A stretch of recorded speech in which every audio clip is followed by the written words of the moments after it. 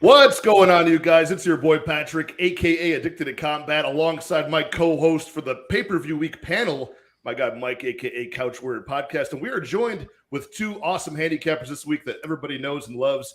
GordoGambles, who we are waiting on. He is stuck in traffic, but we got a full card, so we're gonna keep trucking along here. And we got my guy LiamPicksFights down here, fresh off of the mats, kicking ass in jiu-jitsu. Probably choked out several people to death tonight. With his bare hands. My ass kicked tonight, to tell you the truth, man. I went with them upper weights, and they were not playing no games today. No. We're gonna keep this. You like a six body count tonight.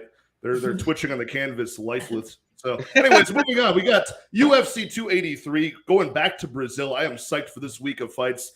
We still have 15 fights on this card, 2 title fights in the balance in the main and co-main event. And I want to talk to these guys about not only like all of the props that have dropped, but just their leans on these fights. I've avoided content this week. I want to get fresh opinions, so I'm excited to have them on here. And before we go any further, I just want to shout out the chat. I saw my guy Mushroom was first in, and Mushroom did a great job. He went on with my guy Luke Betya last week and did an awesome props show, so it was cool to see the man behind all the food picks on stream. One of the most East Coast guys in existence, honestly. It was awesome to see him on camera. Mushroom, sorry, Pat. Mushroom, I'm dead serious. Keep going, dude. You're like built for this shit. Like, yeah, honestly, I want to see more of his content. If you like it, keep going, please. I'd gladly have him on the show. Gladly have him on. We got my guy Daz Files, of course, in the chat. We got the certified gem of MMA Twitter, Jenna Marie. What's going on, Jenna? Got my guy Effie from the Any Action Sportscast, and of course Daz Files saying, "Yeah, they're the 4 horsemen of the apocalypse."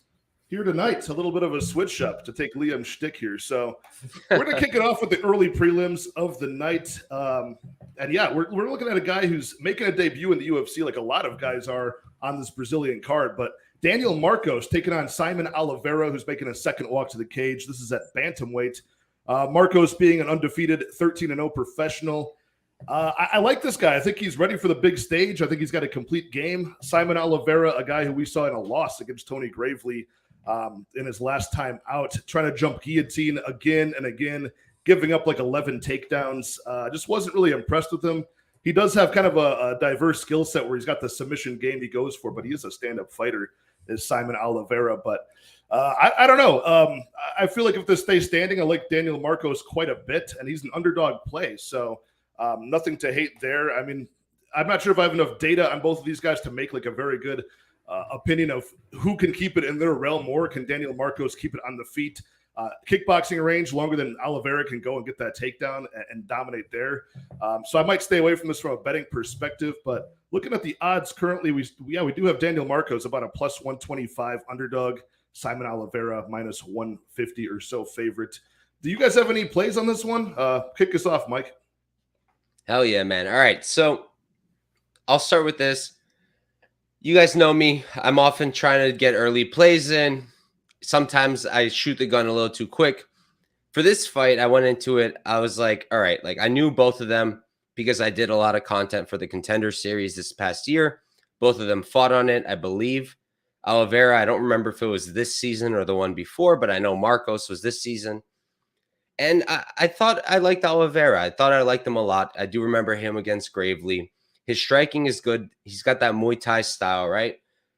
But then I started running it back, and my big issue with him is he's got a damn terrible fight IQ. Like, he does the most stupid things. I understand you've got a fantastic guillotine, but, like, if you're in the clinch and, like, you're just fucking shooting guillotines with nothing really there, like, that's just not good. He hits hard, so that's going to apply to what I'm going to say soon. On the Marcos side, I think he's a fantastic striker, honestly.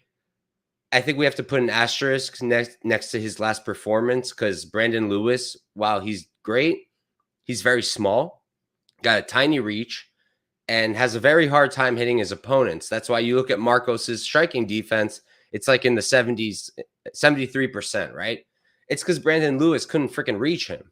That's really what it came down to. Now, Marcos did look good, looked very slick. He was coming off a big gap in competition, looked very good, had the cardio for three rounds. He slowed down a bit, but I think it's fine. Long story short, It's a really close fight. I played Oliveira early. I'm not tracking it because I don't want to tip it to anybody. I don't have enough confidence any longer in that pick.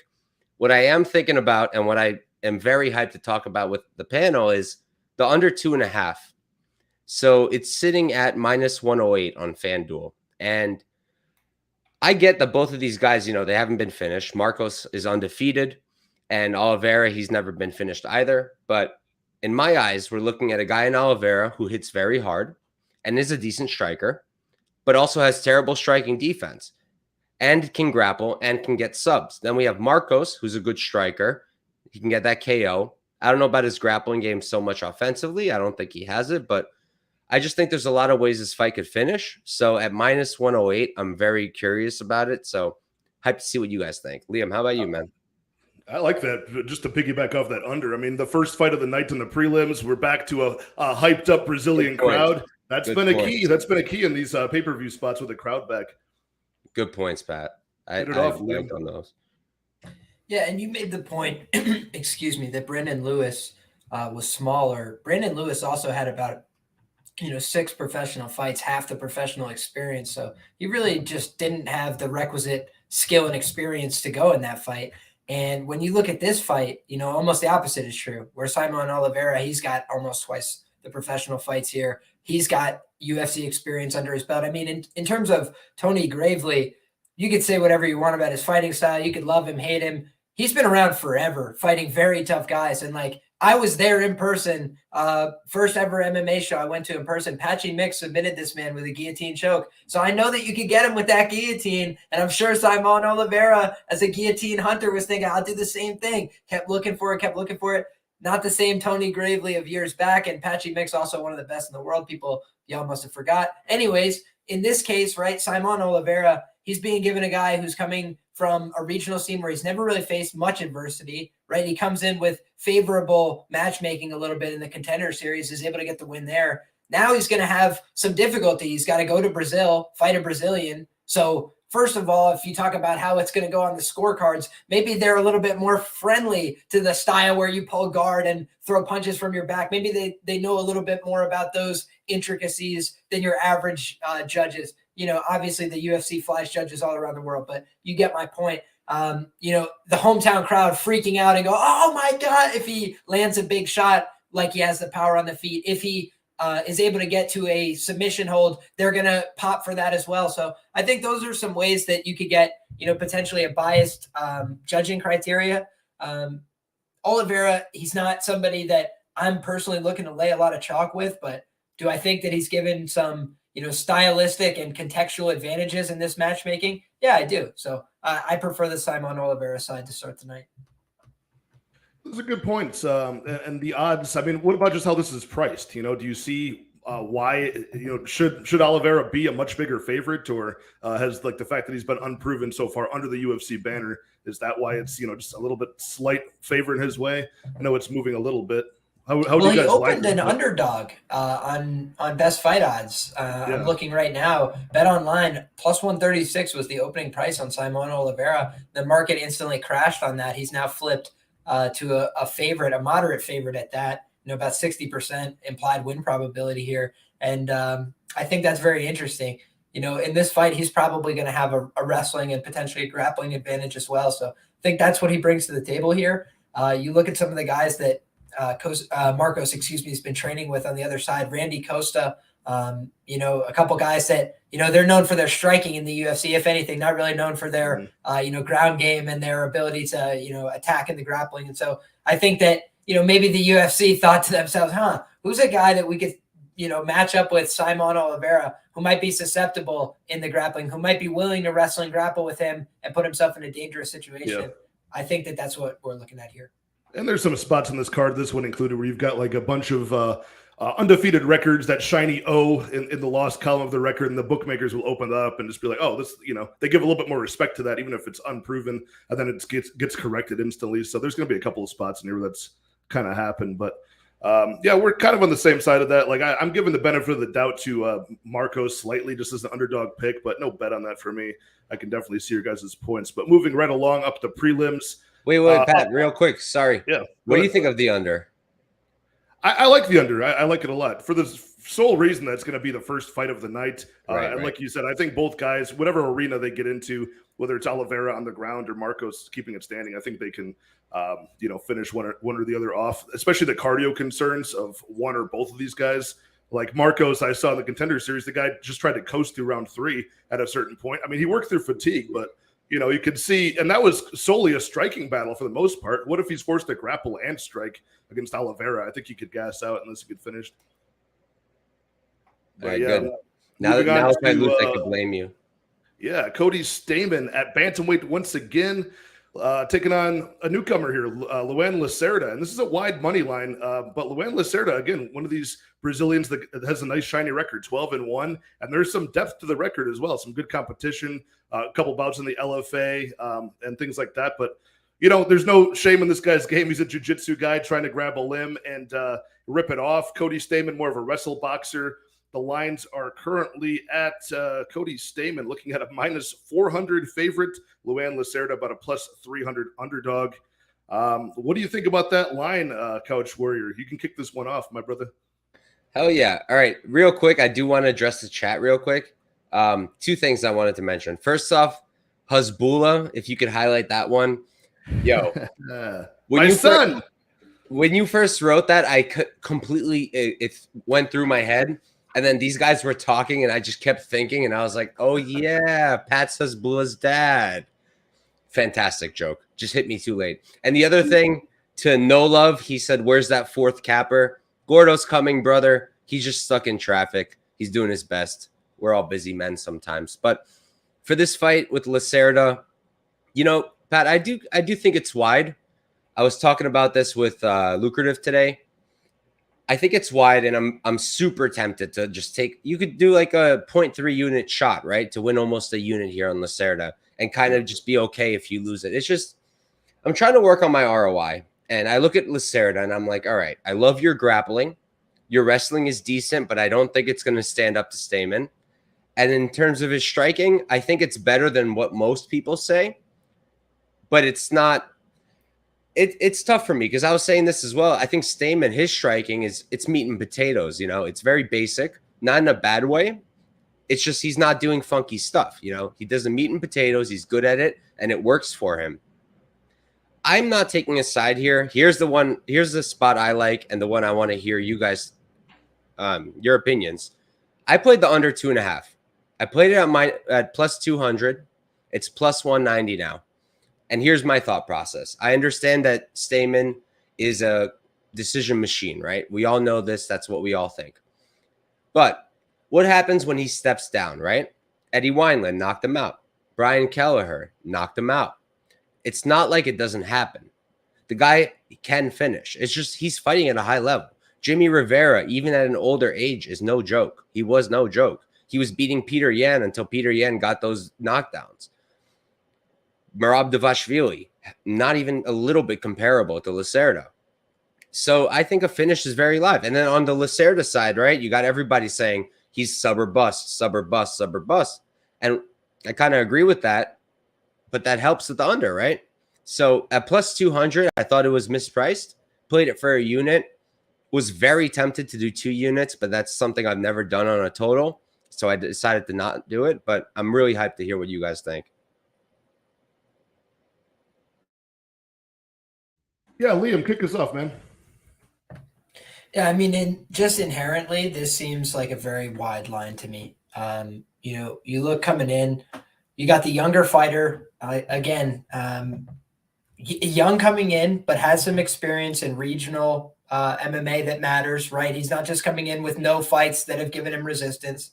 And on top of that, he's got jiu-jitsu skill. And where have we seen Cody Stamann really struggle in his fights? I mean, most often it's just he puts himself in a bad position and he gets caught. It's not like he's terrible. It's not like he's getting run ragged on the feet by most of these guys. I think Said Nurmagomedov kind of bust him a little bit, but more often than not, he's working through some grappling positions. Maybe he rushes a little bit. Maybe he's a little desperate for the takedown and he just leaves his neck exposed, or he gets extended in a grappling situation. Somebody gets to an advantageous position, starts to break it mentally, gives up a bad spot. And, when the line opened up, if you wanted to be on the Stamann side, that's when you had to get involved here, unfortunately, because I mean, it's been a huge move, right?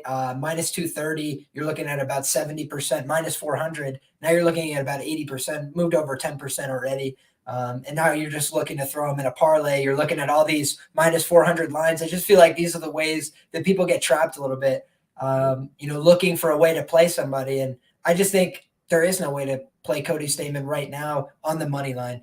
Like you mentioned, maybe looking at a prop market for Cody Stamann is the answer if you're on that side. But truthfully, I'll be looking more towards the props on the underdog here. You're seeing some sharp activity early. Sharp markets opened up. They got hit on the submission prop for this guy. You just mentioned he's sub or bust. Well, the money line says that he should be X price, and then the submission line, there's a gap between those. So you guys could do the math yourself on those, but it's just a case of mathematics there. There's better odds out there, especially if you live in places where gambling is legal in the U.S. You have access to those conventional odds. So I think that's something to consider here. I think on top of that, you just look at a guy who's priced as a minus 400 favorite, who's got a reach disadvantage. He's the older fighter. He's not fighting at home. He's got to take a 8-hour, 12-hour flight, whatever it is. I've never been to Brazil. Forgive me if it's longer or shorter than that. I feel like that's good ballpark. People always talk about, the flight to Brazil. It's probably pretty long, but can't be that long. Anyways, I'm just looking at this fight saying, these are all the kind of conditions for, somebody who could be a parlay buster to me. So I'm going to keep my eye on that. How about the under, Liam? Sorry, I couldn't agree more with that, though. It being a parlay buster, there's a couple of those spots in this card. This is one of them for sure. You asking about the under, Mike? Yeah, I was just asking what he thought about the under. The under for me kind of tracks with your thoughts, and I think if I have the right hypothesis that maybe this guy is dangerous on the ground, and maybe that's the way that Cody, sometimes loses fights, maybe in an atmosphere where everybody's yelling and screaming and it's wild and chaotic and they're rooting for the other guy, maybe that causes you to just make one split-second error. And if you expect that the guy's going to go out there and wrestle and grapple, it's like that's just kind of hard to ignore for me. When the other guy is going to be wanting you to wrestle and grapple so he can wrestle and grapple you back, it's like, I don't know. That just for me opens up a lane for the underdog. Yeah, I find myself on the Stamann side, but again, nothing I can really play. I think you're totally correct in looking at the Lacerda side as an underdog and looking at that submission prop, because I do think that becomes sort of his money line. The guy's striking is very stationary, very basic from what I've seen. But Cody Stamann, not like the most creative advanced striker either. Most of the time he's throwing up top and then ducking his head, trying to look for a single, trying to look to get you against the cage and get the double leg there against the fence. So a guy whose game is predicated in Cody Stamann and getting the fight to the mat to win minutes as a wrestle boxer. I mean, you're just upping the percentage that you're going to go into the realm of Lacerda. So, yeah, of course I'm on Cody Stamann. The experience speaks volumes. He's a very high-level guy, but it'll be cool to see Lacerda kind of leapfrog off of his ranking and get some better matchups. So, for the sake of the division, I hope Lacerda comes in here and does something spectacular. But yeah, I don't know. I think Cody Stamann's a little bit more well-rounded, a little bit more experienced, and should win this fight, but not at a minus 400 or more. So I think it's dog or pass on this one. But I like that. I think the submission prop, I saw it at like plus 600. Now I'm seeing plus 400 in a lot of like widely available places. So how about the under for you, Pat? I like the under because, you could get what happens when these BJJ only guys, like they don't get the submission or they end up on bottom. Sometimes in round 2, round 3, they're a little bit more labored. He doesn't really have the striking to like be comfortable falling back on. He'll start diving for things and making mistakes if it goes that route. So yeah, I like the under too. And that is, how much is that anyways? It's plus 190 now. Plus 190, plus 200. Yeah, I mean, that's a good spot for sure. It covers both sides. Seems good, right? You brought this up when we were talking about it in like whatever in the chats. You compared him to who? Herbert Burns, right? Oh, I was possible Herbert Burns. To a possible Herbert Burns. I bring it up because it's not impossible, and it made sense to me. No, I was just trying to make you feel bad about your bet. That's what I was doing. I was just fucking. Well, it still hits some logic in my head. So, Effie's asking about this. How much are you guys factoring in jet lag for Americans? I have trouble with this. I don't really factor these things in too much unless it's like a dead 50-50 fight, in which case I probably shouldn't be betting on it anyways. But I just don't know. I don't know what this like I would factor this in more for the guys who are like making their debut from a non-Brazilian country. Because then if you've got the pressure of the big stage, a crowd, it's your debut in the UFC, maybe you're on short notice, and then you also have to fly in. Now that's just, it's just a recipe for disaster. But it's not something I really think about like on its own. How about you guys? The only time I've ever heard anything about like out of country mattering was I remember when Victor Henry was coming into the UFC. He had like a ton of interviews, and he was talking about, because he fought in the Japanese scene a lot in Risen and whatnot. And he said like it was a nightmare in the hotels. Like he would just get harassed all night long, couldn't sleep, all this shit. But other than that, like outside factors, I don't think it really matters. This happens all the time. Like before the Apex, UFC always traveled. So I don't think it's going to matter that much. Right. All right. Trucking right along to a fight that I know Couch Warrior is very excited about. We got Josiane Nunes taking on the returning Zara Fairn. These are two women's featherweights, so the rare 145-pound division in women's MMA. Josiane Nunes, 9-1 Brazilian power puncher. I think like 7 out of her 9 victories have come by knockout, many of them very quickly in the fight. And she's 2-0 in the UFC so far. Zara Fairn has not been in the UFC for a while, although she's 0-2. So this is like a 3-year-long layoff for Zara Fairn. The odds are massively in the favor of Josiane Nunes, the much smaller woman, even though this might largely play out on the feet. And she's had a huge size and reach disadvantage, although she's shown that she can overcome that in the past. But the odds are just wild. We're looking at -500 for Josiane Nunes. A women's featherweight taking on Zara Fairn, who's a +375 underdog. Liam, we'll start with you. Do you think that this is a fairly priced line in the favor of Josiane Nunes? Do you see a path to victory for Zara Fairn? And talk to me about the under 1.5 in this spot, how that's priced.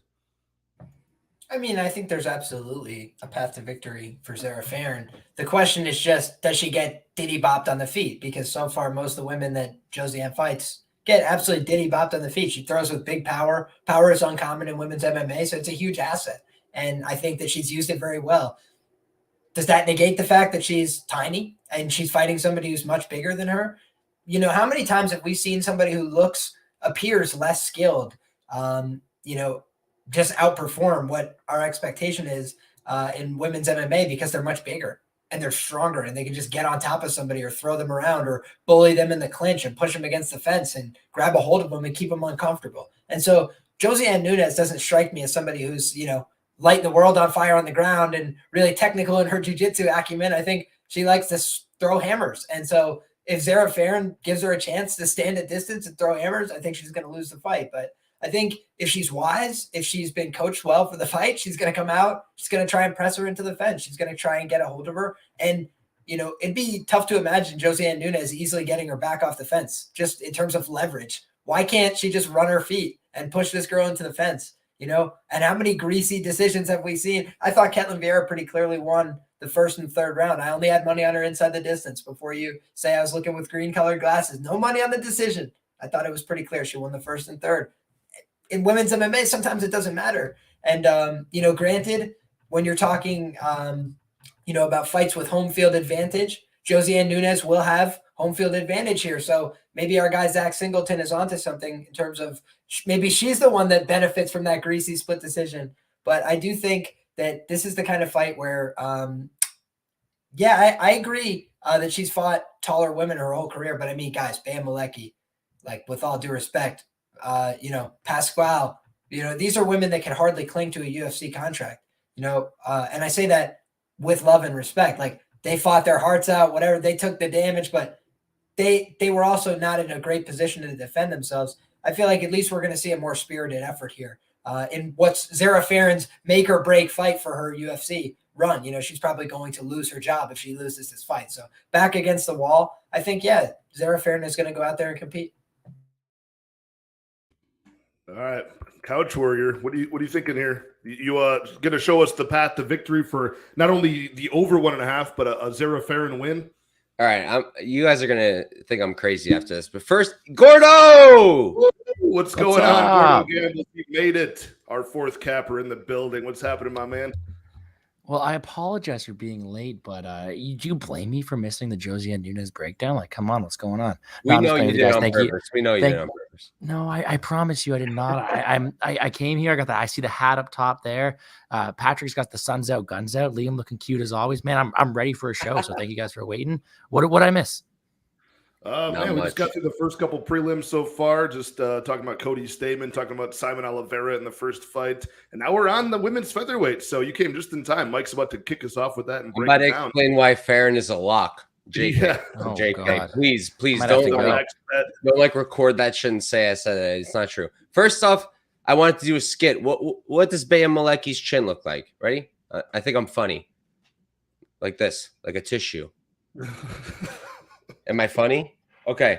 Now that that's over with, guys, Nunes at minus 500. My lord. What? All right, let's go over this. Who else is minus 500 on this card? Jessica Andrade is minus 465. Gilbert Burns is minus 475. Jonathan Almeida, okay, he's minus 900, but it's a different story. Cody Stamann minus 405. Do any of those people seem any less dominant than Nunes? No, like all those people, I can make an argument for why they should be a favorite. Maybe not so heavy, and I disagree with a lot of those lines, but for the love of God, minus 500. I don't have the stats cup like Liam, so I don't know the probabilities there with the percentages, but dude, if you just look at this skill for skill, matchup for matchup, I understand everybody is saying like, all right, Nunes is doing so good, and Fairn got knocked out by Spencer. Fairn got knocked out by Megan Anderson. All right, how? TKOs, both of them. Ground and pound, both of them. When has Josiane Nunes shown grappling? Not even on the regionals. She doesn't wrestle. She doesn't grapple. So she's not going to TKO her with the ground and pound. Now, she's got that right hand everybody's talking about, right? The right hand from hell. Sure. But listen, you're coming into a fight. You know what the person is bringing. We're going to be talking about this later. Dalby Claudio Silva, right? He understood there was only one thing coming. It was the BJJ. When you come into a fight and you understand that this person only has one freaking weapon, an overhand right, you're in an advantage. And then you watch the tape. Like, I didn't even expect it when I rolled it back. But Zara Fairn looks like a good damn striker on the regionals and in the UFC until she got taken down and diddy bopped, as Liam would say. Who throws the straighter strikes? Pat, tell me. Who's this? Fairn or Nunes? Fairn. I mean, it depends. It depends on what fight you're watching. No way. Depends on what fight you're watching. Fairn does not. This is why I was hyped to talk about this. Fairn does not swing, in my opinion. Fairn, from what I throws like Yuri Prohashka half the time, like throwing from her hip sometimes, like just doing anything to keep people off of her. So I just think throwing more. I think at its best when she's not being pushed in her back foot. Sure. All right. Anytime it gets the slightest bit ugly, I feel like her striking's not that great. Fair enough. Very fair enough. And I get it. Look, I totally get it. I would line Nunes as a favorite. I'm making a pitch. It's minus 500. We're going to get Fairn at like plus 1,000 for a decision. And if you ask me, yo, Rusty, I just can't agree with you there, my brother. But anyways, dude, we've seen so many trash strikers. Like, we're going to see this weekend, but roll back the tape and tell me she's not throwing straight hands. Whatever. Anyways, Zara Fairn by decision right now is plus 900. I guarantee you FanDuel is going to be like, all right, look at these morons like the Couch Warrior. They're willing to cough this up. Let's hook them in with plus 1,100, plus 1,200. You got me hooked, brother.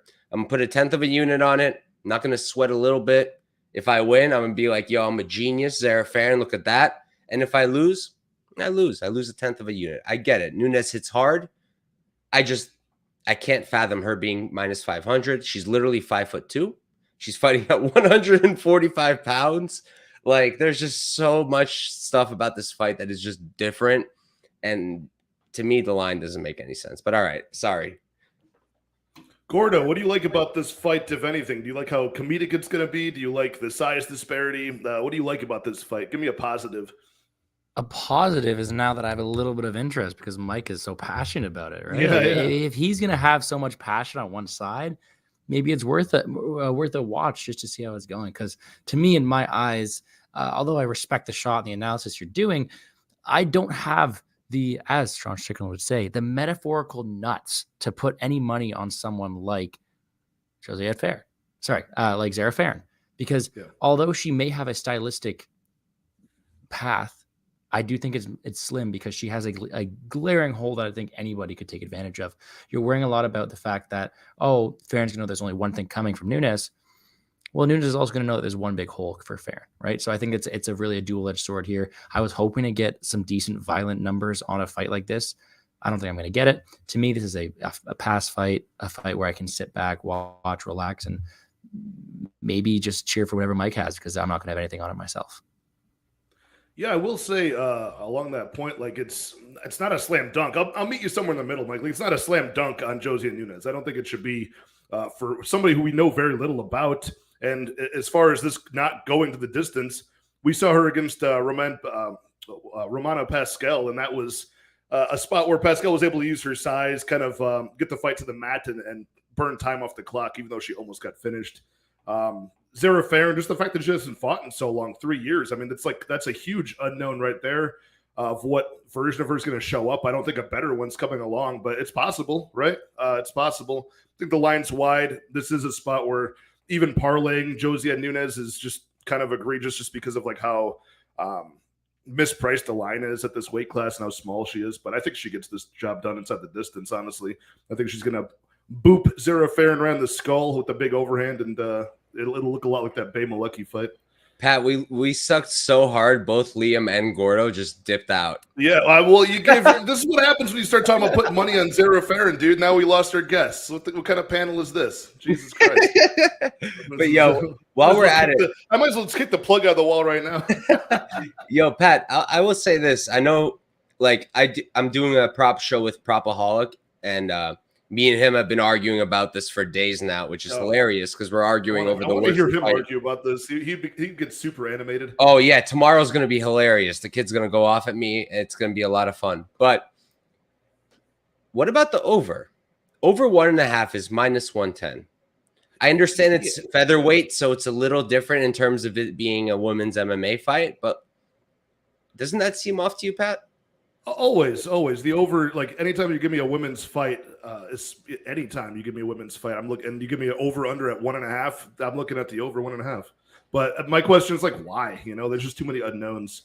I don't know. I haven't seen Zara Fairn, like I said, in 3 years. Nothing on the record would indicate for Josie and Nunes this would go over 1.5, other than it just being a women's MMA fight. So it would just be like flipping a coin, which is where they've lined it. So I'm not really interested in it. Good points. I'm with you, brother. For me, it's fair decision. All right. I think Liam's still at the buffet. So let's see here. There he is. He's back. Oh, okay. Well, you're up. I ate Liam. 2 chicken breasts and half a plate of rice in the amount of time I was gone. So if you guys could all learn that kind of efficiency. Yo, that's impressive as hell, Liam. I like that. That's the Josie and Nunes diet right there. Yeah. Honestly, I haven't ate all day, but I went to Randori for an hour, and I thought I was going to die because I didn't eat any calories. You're the last one to give your opinion on this awesome epic clash. This is like the Wish version of Andrade versus Lauren Murphy, so you might as well just give your opinion on this one. Just tell CouchWarrior why he's wrong. Just tell him why he's flat out wrong. Me for this one? Yeah, you're the last one. I don't really have a strong opinion here. I think Gordo, did you give an opinion on this, Gordo? Just that you were passing, right? Yeah, that it's a spot where, although I am cheering for, CouchWarrior to get his money made and do all that stuff, I can't back someone with the glaring holes in Zara Fairn, but it's not someone I want to lay -500 on for a women's MMA fight. For sure. I mean, just with 6 inches of reach advantage, 6 inches of height advantage. Normally, if you have height and reach, that is correlated to an increase in win percentage. So just a couple things here for me that are screaming dog or pass situation, but I understand why people are taking the other side too. She does have really big power. She is fighting at home here. She is the younger fighter here by 7 years. All some things that are predictive for her winning. So just not a very high level fight either. So I won't use too much brain power on it. Just a dog or pass for me. Yeah, that's what I said. But we do have a fun fight up next at welterweight. We got Warlley Alves coming back after a little layoff as well. 14-5 Brazilian, taking on Nicholas Dalby, like the Danish, kind of karate stance fighter. A little bit long in the tooth at his age, but 24-1 record. So both these guys sporting pretty good records, but in their past handful of fights, a little bit inconsistent. It's a spot where we're looking at kind of a tight money line. I believe Nicholas Dalby has since moved to a slight plus money. We're looking at plus 108 for Nicholas Dalby, minus 128 or so for Warlley Alves. Let's see here. Who's kicking this one off? Gordo, kick this one off for us. Ooh, okay. For this one, first of all, I want to say whoever got in on the plus money on Alves, you did your job. That is the side I'm going to take as well. But for me, it's a dual-edged sword here because you have someone who is largely inconsistent, but I think the better overall MMA fighter in someone who is Warlley Alves versus someone who is maybe not as good. Maybe he doesn't have the same amount of talent, but is very consistent in what he does. And that is being a durable fighter who's going to stay in your face and keep you going. So for me, it's a battle of who do I want to take? Do I want to take the guy who I think has more upside as a fighter or the guy who's going to be consistent, right? So I have kind of stayed away from picking a side so far, but I would have loved to get some plus 140 on Alves. I think he is the fighter with a higher ceiling, a guy who does have good potential to win this fight, whether it be through optics, whether it be through knockout, and even some good wrestling in his own right. And I do think he is the right side here. However, due to his inconsistency and his ability to, gas out, his ability to be finished in his own right, I don't know if I really want to back him at chalk here. So I'm kind of going to take that step back and really look towards playing him more so on DraftKings, just because I can get an involvement that way without really having to worry about depending on him as much as a chalky favorite here. So no bet for me, but I commend everybody who got in at the plus money price tag on Alves. I am tempted on the under though, if I do get a better number, but if I'm being honest, I haven't checked it in the last couple hours, so I don't know how it's going there. Yeah, what you got for us, Liam? I like those takes. Yeah, I honestly have looked to get on the other side of both these guys. I don't think Warlley Alves likes to fight for the full 15 minutes. So if you're getting him in as an underdog based on upside, he's the more dangerous fighter. He's finished really talented fighters. He's got submission skills. He's got power on the feet. But I don't know that I've ever been extremely impressed with Warlley Alves either, especially in his recent fights. Then when you look on the other side, Dalby, I don't think he beat Daniel Rodrigues. First and foremost, maybe I'm a little bit bitter there. I was on the other side, but I thought that he should have lost that fight. And I think that Nicholas Dalby, he's not the most dangerous fighter. He doesn't have very much finishing upside in a lot of these bouts in the UFC level. So he's relying on his ability to get the judge's decision. That might be a little bit harder to do in this kind of atmosphere, in this kind of environment. He is the outsider coming in. So I think all of those things considered, Warlley Alves probably should have been favored here, but he can never be too big of a favorite because he has a tendency to give up after 7.5 minutes and just fold up shop. So I think with those things being considered, it's not a fight I'm going to be betting on. Mike, is there anything from like a live betting standpoint? I'm not sure if you're too much into that, but that you could see from a guy who tends to gas out the way Liam just said in Warlley Alves. Is this something you would target from a live betting perspective? Like maybe wait until after round one or something for Nicholas Dalby if you were on that side? I'll start this off with, I've been asked before about live betting, and I think it's a really good strategy. Me personally, I don't get the opportunity often.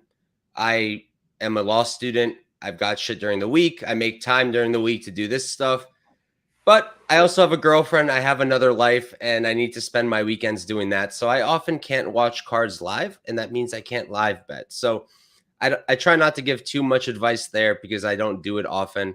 The one thing I will note in that, Gordo, I've been getting roasted for that all week. It's all good, brother. But I will say for live betting this one is I could see it, but also you guys remember the whole thing with Dalby, the way he breathes now? He says it's on purpose, but the way he does it, it's like hyperventilating at all times. Yeah. I know he says it's on purpose, but I'm not sure how I feel about that.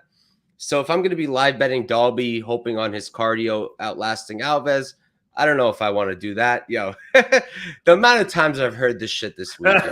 I give you guys my entire week. Give you guys all week long. I spend Saturday with my girl and I get roasted. Something. But I will say I am on Alves. I played him plus money. I played him at plus 114 on FanDuel for a unit. Do I think it's playable as a favorite? Look, it's minus 128. I'm not going to tell you it's wrong. I don't think it should be like that. I think Pick'em would be perfect. I think that's what the bookie should have done. Let me see if that's where they opened it at. They did, minus 110.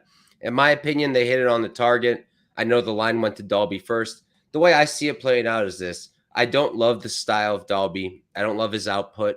That karate style, I just don't think he does it very well.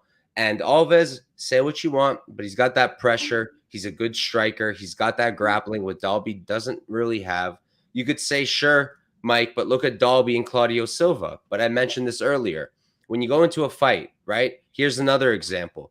Chris Curtis versus Rodolfo Vieira, right? Chris Curtis defended, 23 takedowns? Is it because he's a master of takedown defense? No. He has very good takedown defense, but he understood that there was one threat and one threat only, and it was the takedown and submissions. And that was the same thing with Dalby and Claudio Silva in my eyes. That's why I don't think it's a fair comparison to say Warlley Alves, therefore, cannot do this. It's completely different because, in my opinion, Alves can mix in the striking to get those takedowns, something that Claudio Silva cannot do. And I don't even think Alves is going to be fishing for those subs, really. I mean, he'll use the grappling to win the fight, but he likes to strike too. At plus money, I loved it for a unit. Now, not so much. I'd probably still play it for a unit, but that's all I got. Yeah, I find myself sort of on the Dalby side here, just as a pick. By decision, I would take him. I think this does have to go late. The finishing side, I think, is all on the side of Warlley Alves early. If he can bum rush Nicholas Dalby and get the job done quick. He does have that submission game. He likes that guillotine. He's very good at. But yeah, he can strike with the best of them as well. But it's kind of on a timer. So if this extends, I think it falls into the favor of Nicholas Dalby. Can stay at range. He's got decent enough cardio, as long as he's not forced to grapple, in all 3 rounds. So I just think the more desperate Alves gets, maybe Alves is going to, maybe get Dalby almost out of there. Doesn't quite finish the job. Dalby saved by the buzzer, and then you got a diminished version of Alves in rounds 2 and 3. So I could see something like that playing out. And the more plus money we get on Dalby, the more I tend to like it.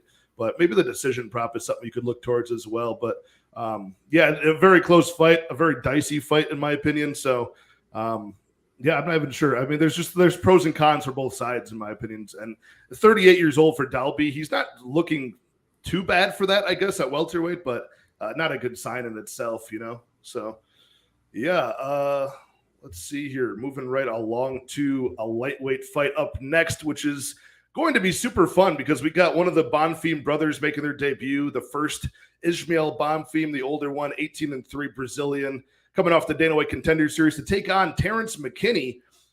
So this is a spot where McKinney's a guy with some hype already for just these crazy performances he puts on. Always fights for your dollar, maybe a little bit too hard in round 1. Doesn't save much for the rest of the fight. The guy has still never seen a decision. And Bonfim could take all that hype from him if he can finish the job and have an exciting performance. He comes up the other side of against McKinney. So let's see here. We're looking at, I guess I'll start this one off, then I'll just finish the breakdown for it.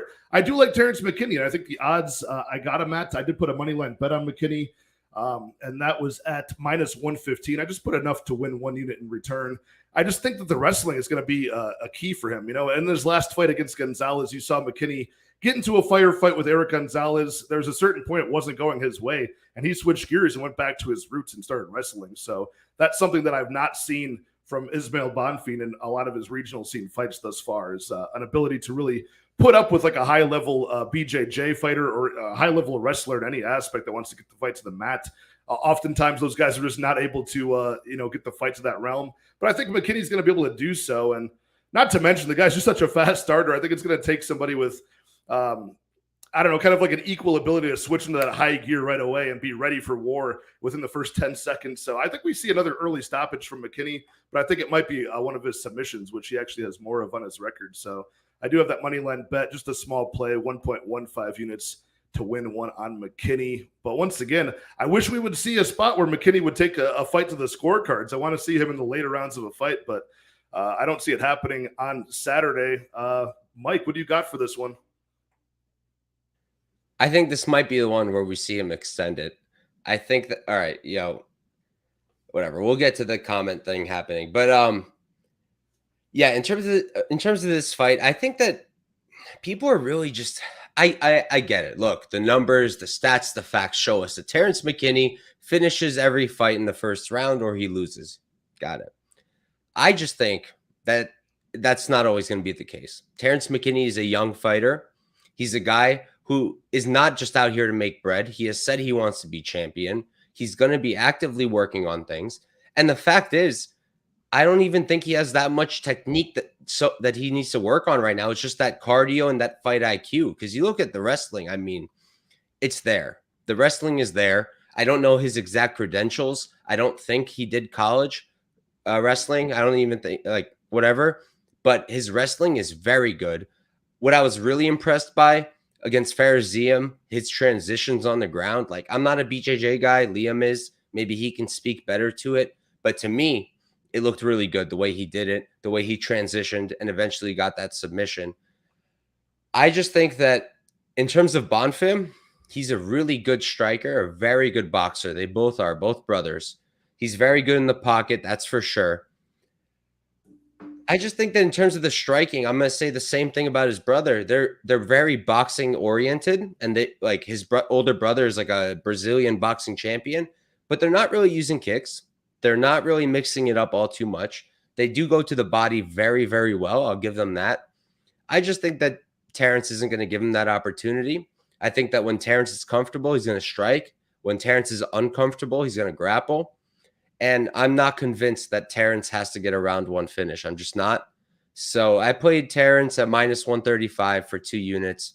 Totally got messed up on the line. There was a point where you could have gotten him at like minus, what was it? Minus 105 for a minute. I just like him to win this fight. 2 units. I understand the risks. If it gets extended and I'm truly wrong about him just not watching the cardio, all right. But I like Terrence here. Yeah, I like that take. Just addressing the comments. If that's Lock in the comments, I appreciate you stopping by. It's brother. Not him. I'm not direct, but just to address, I know there's people that are going to be checking this. I'm not directly involved in this in any way. I know Gordo was, so nothing I really want to get into too much there, but Gordo can if he wants to, since there's people commenting on here on this account. So, but I like to play. I'm glad we're on the same side, Mike. Liam, what's up with you, man? What do you like about this fight? Do you see McKinney going further than he has in the over the 1.5 round mark here? I don't know. I mean, I certainly wouldn't predict it. Past is not always indicative of future, results, but it's a damn good place to start when you're trying to, project these things out. And I think that, for Terrence McKinney, I don't think it's just, a cardio problem. It's a pacing. It's a strategy issue. He likes to have fun fights. He likes to go out there and put on bangers. He likes to go swing heavies from the first second of the fight. And we've seen with guys like Punahele Soriano, that's a little bit feast or famine. When it works really well, it looks great. You look like $1 million. You look like the scariest guy in the division. If he hits him once, he's gone. But then sometimes you see, when that doesn't happen, maybe it doesn't work out. Now, the difference is Terrence McKinney is a more impressive wrestler than Punahele Soriano. But have we ever seen him start to wrestle really deep into rounds 2 and 3? No, we can't say that. And when he did start to do that against somebody who's not known for being a huge knockout artist, he got finished, back in the day. So I do think that that's a possibility that we see here. It's one thing to take down, and I'd say that was with all love and respect, a guy from France and take him down to the mat and easily rout him on the ground with your American style wrestling. I could see that happening. We've seen that a number of times.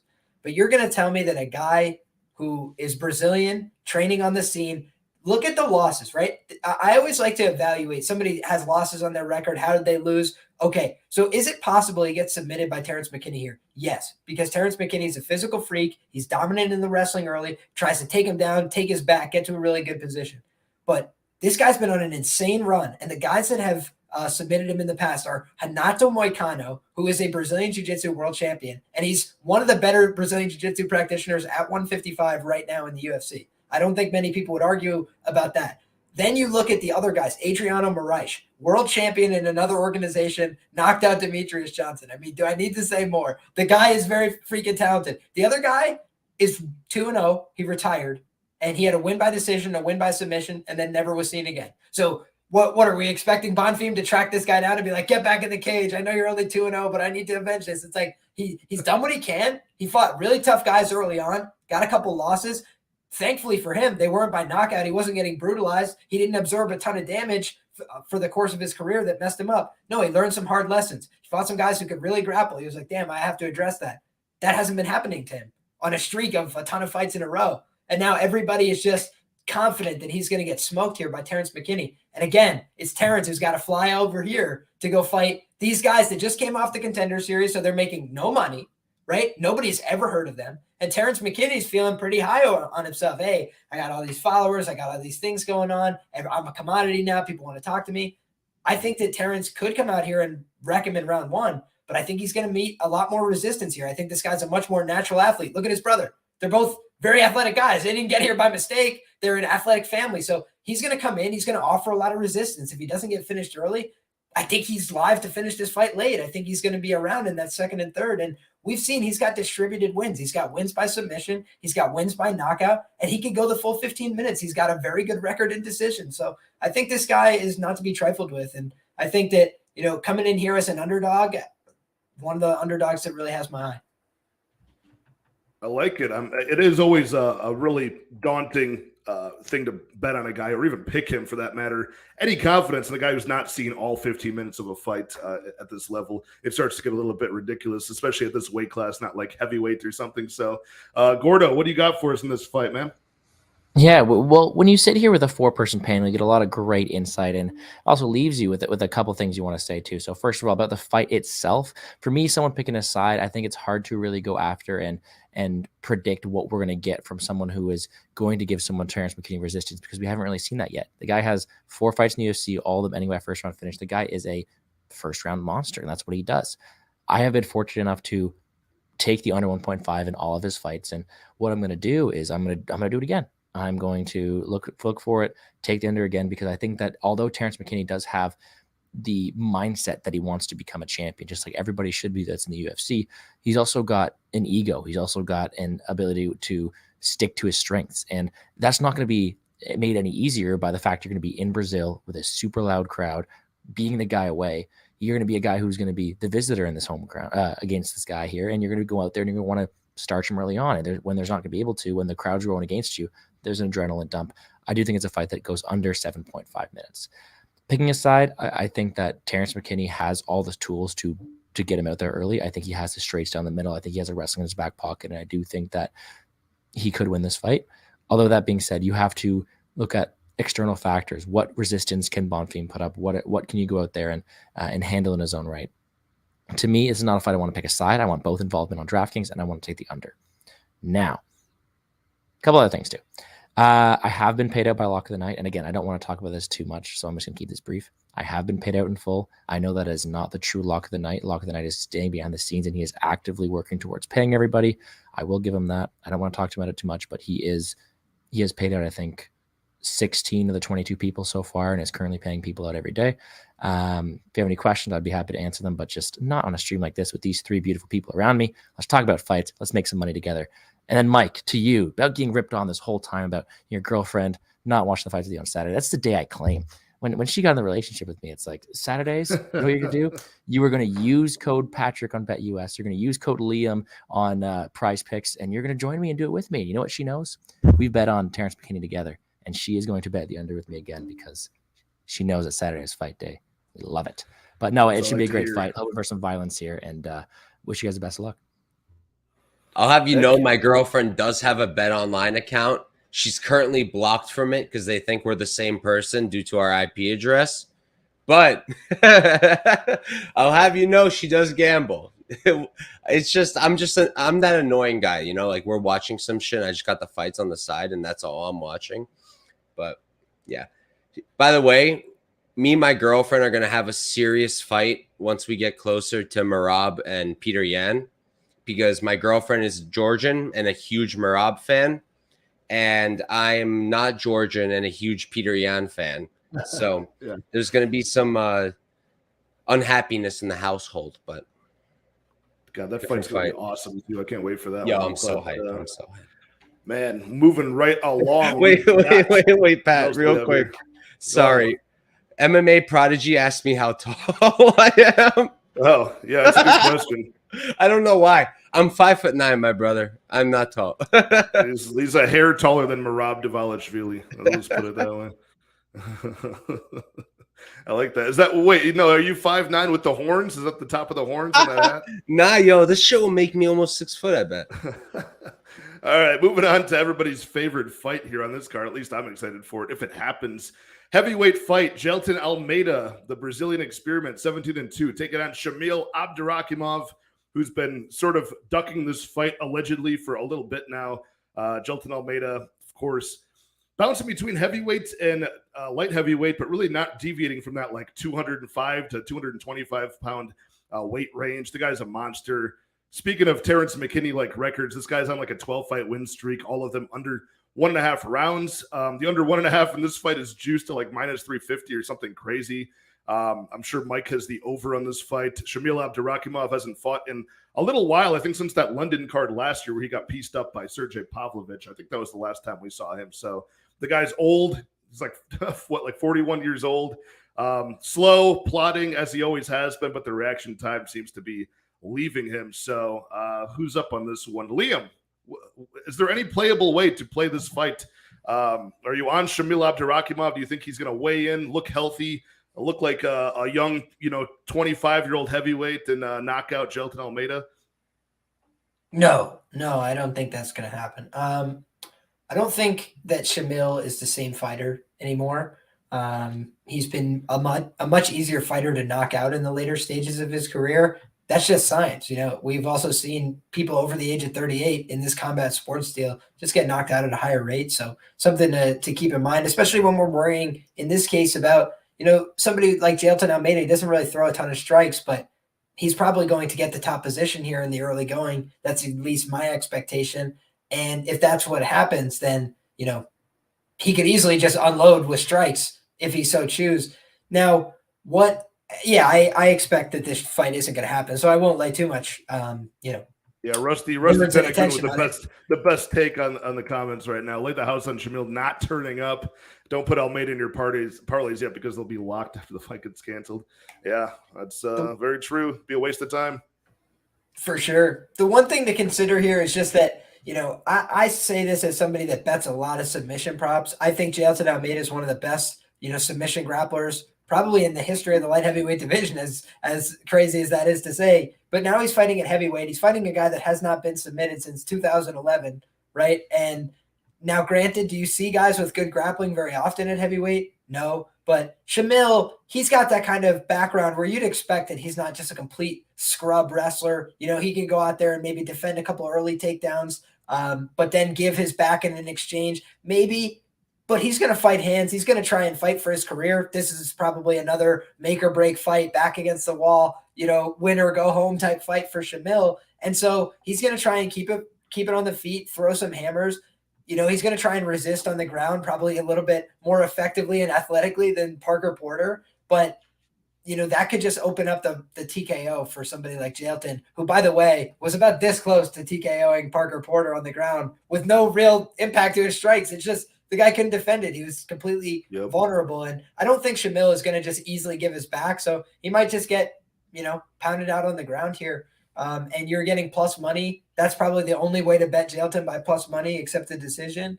And you're looking at minus 500 ITD, minus 165 chalk submission. Guys, I can tell you, as somebody that bets sub props, the sub props that never cash for me are the ones that are chalk. And when you're like, oh, this one's free, this one, there could be an easier sub prop. It's a TKO, and you're like, what? Yeah. When you bet on Paul Craig to win by sub, and he wins by TKO against Jamal Hill, I'm just saying, take the plus money, or maybe just walk away here, because they're not giving you much to play with, in my opinion.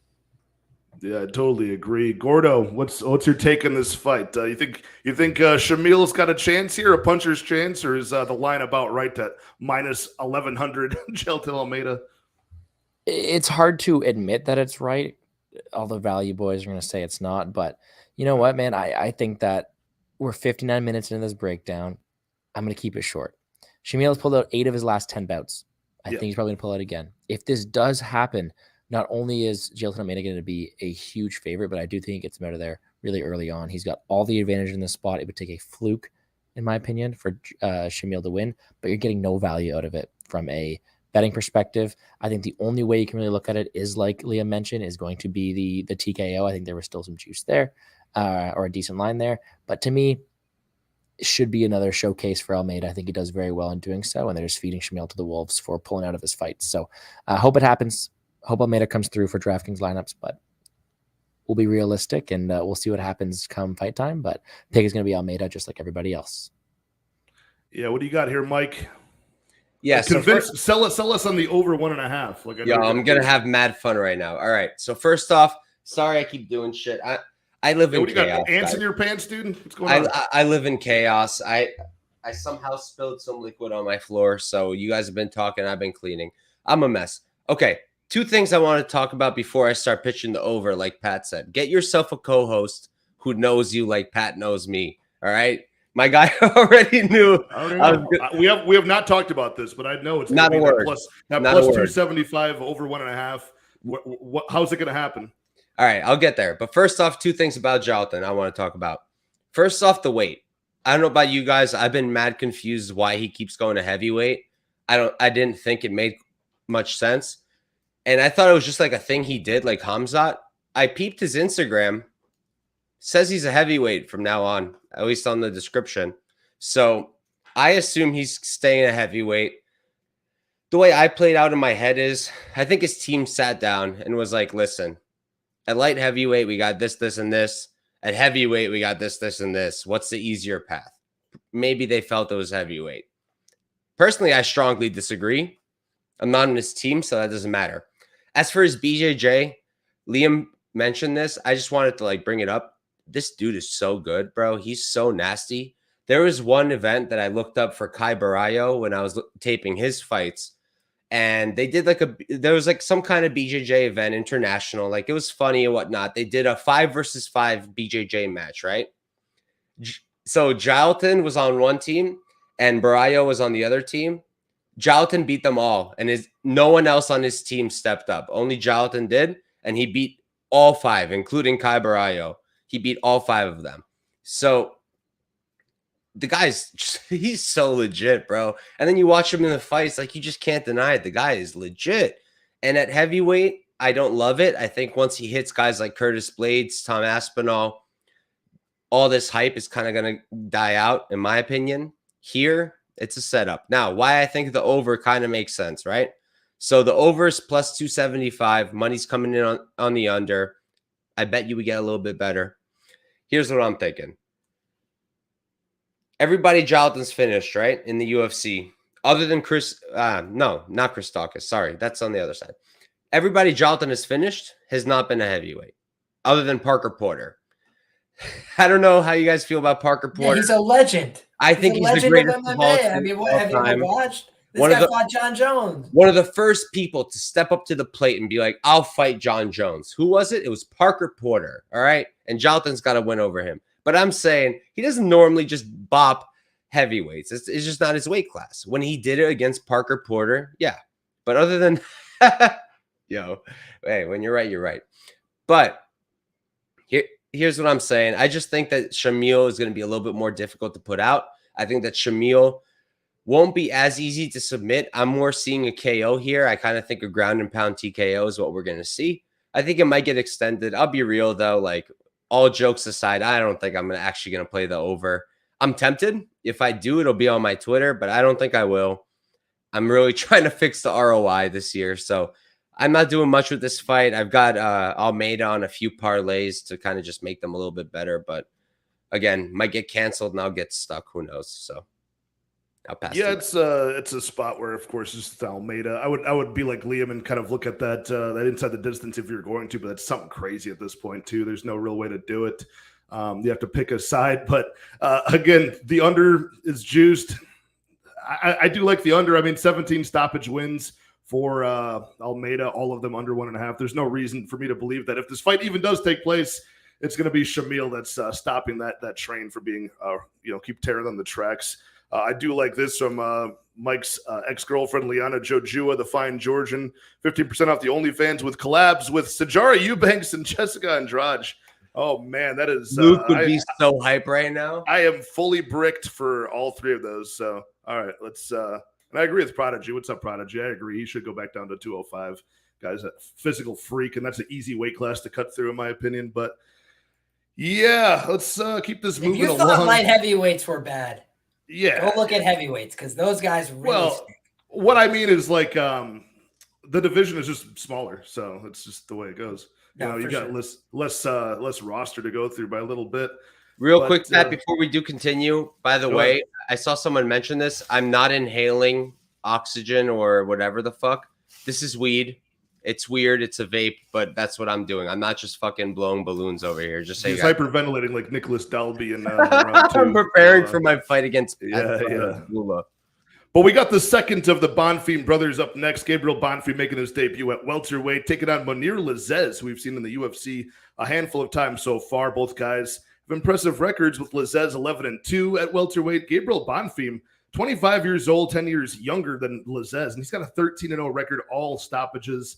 I don't believe this guy has ever seen the scorecards, or maybe even around 3. Can correct me if I'm wrong on that one, but mostly submissions, but a lot of opportunistic ones where his opponents were kind of, shooting it on him, not wanting to engage with his awesome boxing skill that he's got. He's a very competent striker.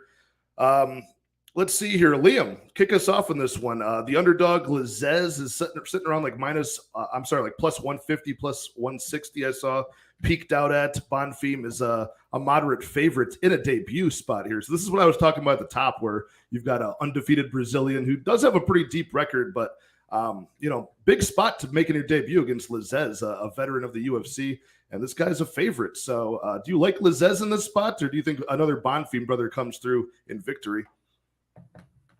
Yeah, I mean, we kind of talked about before, through Warley Alves. Warley Alves is an extremely dangerous fighter in the first round. He can knock people down on the feet. He can hurt them with big strikes. He's got that power. He can throw kicks. He can hit you with the hands. And then he can submit you as well. So he's really a dangerous fight. He's a difficult fight. He was able to get the jump on him early there, but we saw that against another big, scary guy in the first round, Abdul Razak Al Hassan, he was able to pass that challenge. So it's not like every time he's out there against these dangerous fighters, he can't get the win. Angelusa, I have to admit, I bet him in that spot. I bet Angelusa. I thought Angelusa was going to get the jump on him there. And Mounir just showed his class. He was a little bit more competitive on the feet. He was able to do a good job stuffing the takedowns until later on in the fight. So I think that, what I, don't like about his game is that he's a little bit older.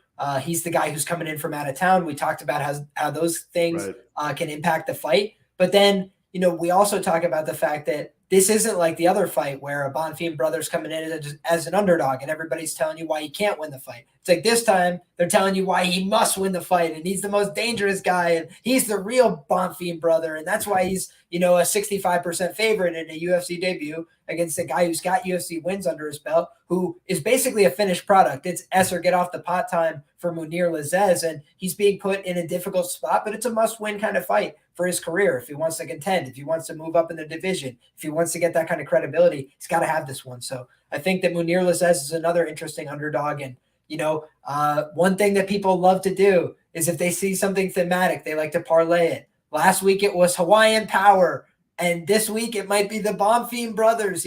If you were wise enough, or if maybe I'm going to look like a fool, but if you thought, the same way I did, maybe this guy's live against McKinney, maybe you go and play his brother too, and then he craps the bet on you. So that's just something to think about here. Lazzez, again, does the UFC necessarily want him to win? I don't know. They're sending him over to Brazil to fight a young, hungry kid who they just invested, a whole Contender Series episode in telling you about the Bonfim brothers. But this is a tough first fight, and it's a fight where he's probably going to, play it out on the feet for a little bit. And as long as the fight's on the feet, I think Lazzez is very live here. But I do think that the path is clear for Bonfim, which is to get this fight to the ground, where we've seen guys, get off with heavy ground and pound strikes. We've seen some guys hold Lazzez down. I think that would be the path here, to either try and take his back, get the finish, or to just stifle him, neutralize his offense, and try and get off with ground and pound. Gordo, what do you think about what Liam just said in terms of Lazzez's anti-wrestling? Do you think I know I've seen him go for takedowns before. His wrestling looks a bit green to me. What do you see in his takedown defense that would help him keep it on the feet in this fight? Do you like what you've seen from the grappling of Lazzez? Yeah, I'm sure it's not perfect, and I'm sure against these much better guys in the division, you're going to have it tested, especially a lot more in this spot here. But I'm not really as worried too much about the diverse arsenal of someone in Bonfim. I'm more so worried about. I think the Bonfim brothers are a guy, especially this one right here, is going to be a guy who's going to keep it at range, and he's okay with striking because he is a boxer in his heart, and although he does have a decent submission game in his own right, he is content to keep it on the feet, and I think that could be to his own demise here. I think that when it comes to the takedown defense of Lazzez, he is rangy enough, and when he's on point, he's able to keep people at range enough where he's able to see these shots coming in. He's able to be elusive enough to get around the outside, whether that be with side-to-side motion or with some shots upon entry. And I think that it's going to be a bit dangerous for someone in Bonfim who's maybe going to have these UFC jitters, who's new to a lot of this stuff, right? So to me, it's a spot where I more so see Bonfim trying to utilize his boxing, and where though I do think he has the more diverse mixed martial artist game, I don't know if he's going to be utilizing it to his full extent. So for me, for someone who is looking at underdogs, I think Lazzez and whoever is taking a shot on him has the opportunity to do so because he's probably going to get the matchup he wants, whether that being a distance striking battle.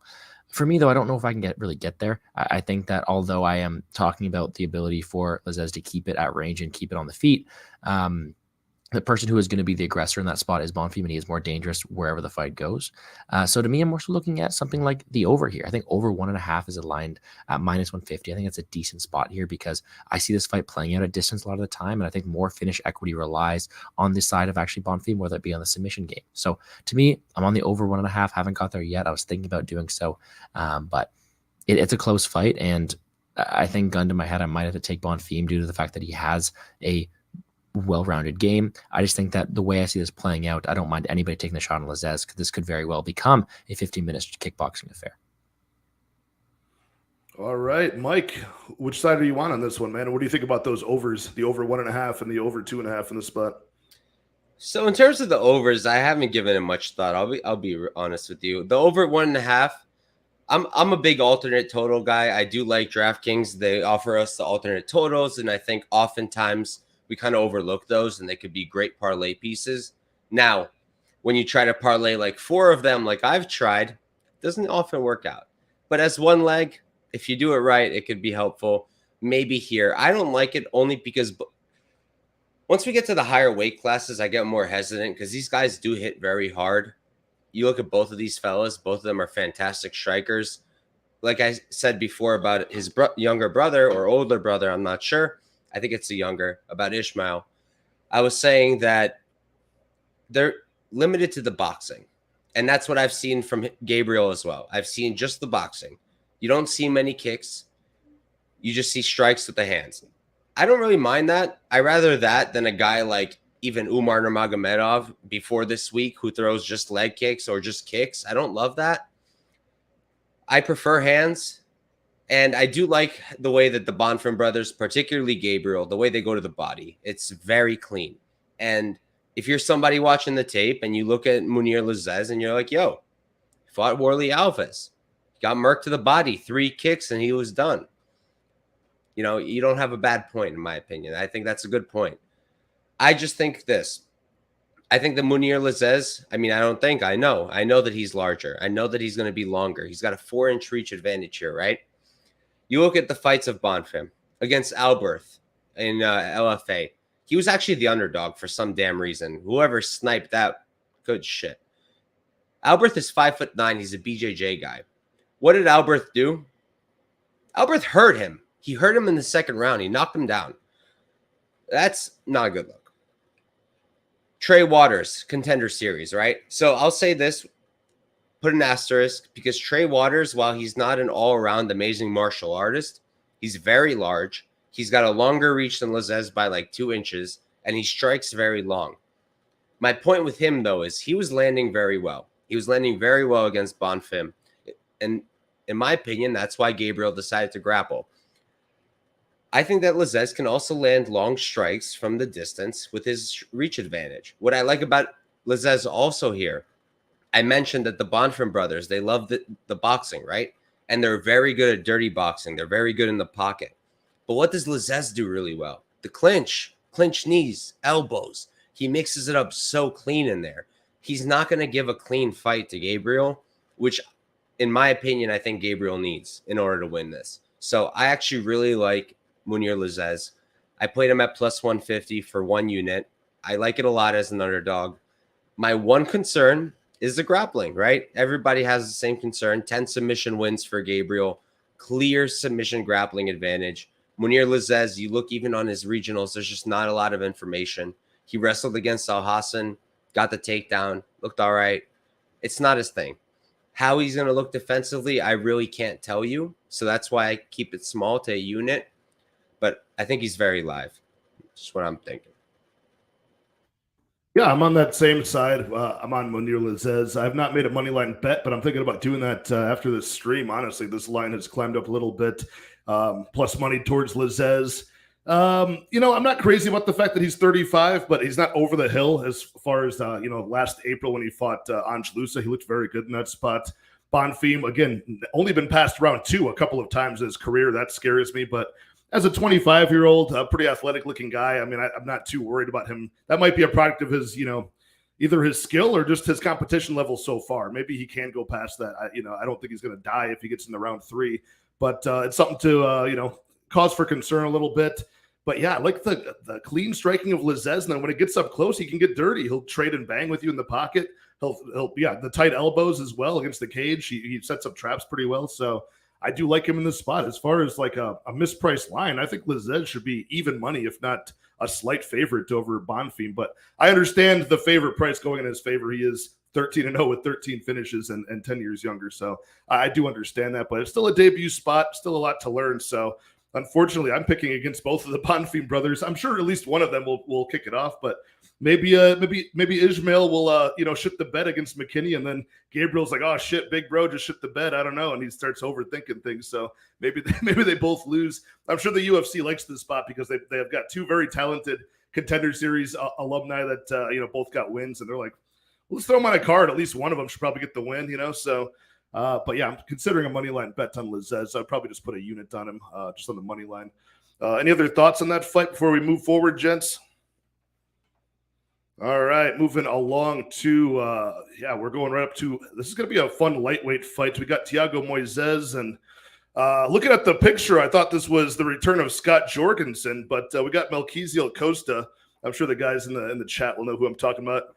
You guys remember Scott Jorgensen, WEC title challenger? I think he had that same skin affliction as Costa. I can't remember any other fighter that had that. But Costa, big underdog, short notice fighter, Brazilian. He looks very complete, though, and I think Melquizael Costa is UFC caliber for sure. His striking looks competent.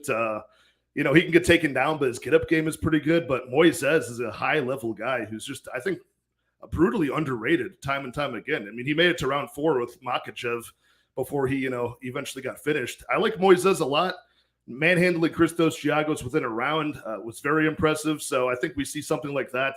He's not too bad on the feet either, but I think he gets this fight to the mat and gets a submission, probably under 1.5 in this fight. But he's a giant favorite, Moises, so deservedly so. I think this is one of the more I don't want to say, minus 375 is aligned exactly correctly, because if he can't get the fight to the mat for some reason, I think Costa can stand with him and do pretty well. But I do like Moises. I'm very confident in him to get this done, but no bets on this fight for me. Liam, you got any opinion on the over under 1.5 in this spot? The over is minus 200. But couldn't Moises get this done, before that point? Yeah, I find that very interesting that you bring that up.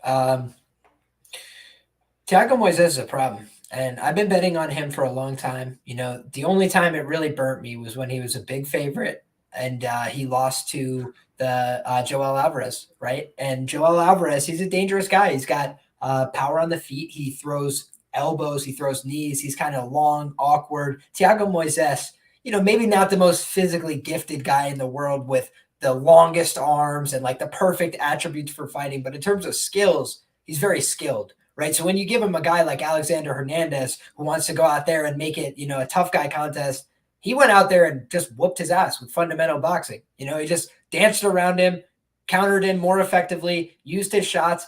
When you bring him a fight that he can manage the pace of and or dominate you in the grappling, he's an extremely effective fighter. But when you don't give him those win conditions, it's tough for him. Against an Islam Makhachev, he went for takedowns. He tried to get on top. He even had a couple advantageous positions. but they lasted 5 seconds. There was no chance to breathe. There was no real chance to explode and dominate from top. So against those guys, yeah, he's going to really struggle. But then you see him go against a guy who, credits himself on his jiu-jitsu, who credits himself on his wrestling, his grappling. That's what he brings to the table. When is he the best at it? Round 1. And he got absolutely smoked. People forget that Thiago Moises, when it gets down to it, he was getting diddy-bopped by Michael Johnson. Looked like he was on his way to, just a rout. It just looked like he was going to get completely, wiped off the map. Comes out there, insta drops to a straight ankle lock. When's the last time you've seen somebody finish a straight ankle lock in the UFC? Oh, wait. It doesn't happen. He hits a straight ankle lock from a guard pull from the feet against a UFC veteran of like 10 years. Like, the guy is just clearly very talented on the ground. So, yeah, I would not want to fight him in my UFC debut. I prefer the under. Oh, yeah. I mean, that's priced pretty well. I'm seeing plus 160 for the under 1.5 in this lightweight fight. And it's a huge experience discrepancy. You're talking about Thiago Moises, who's like, welcoming guys or blocking them from the top 10 of the lightweight division. We know how stacked that is, coming up against a short notice Costa, who's making his debut. So the under is not a bad look here at that kind of plus money. But Gordo, what do you like in this one?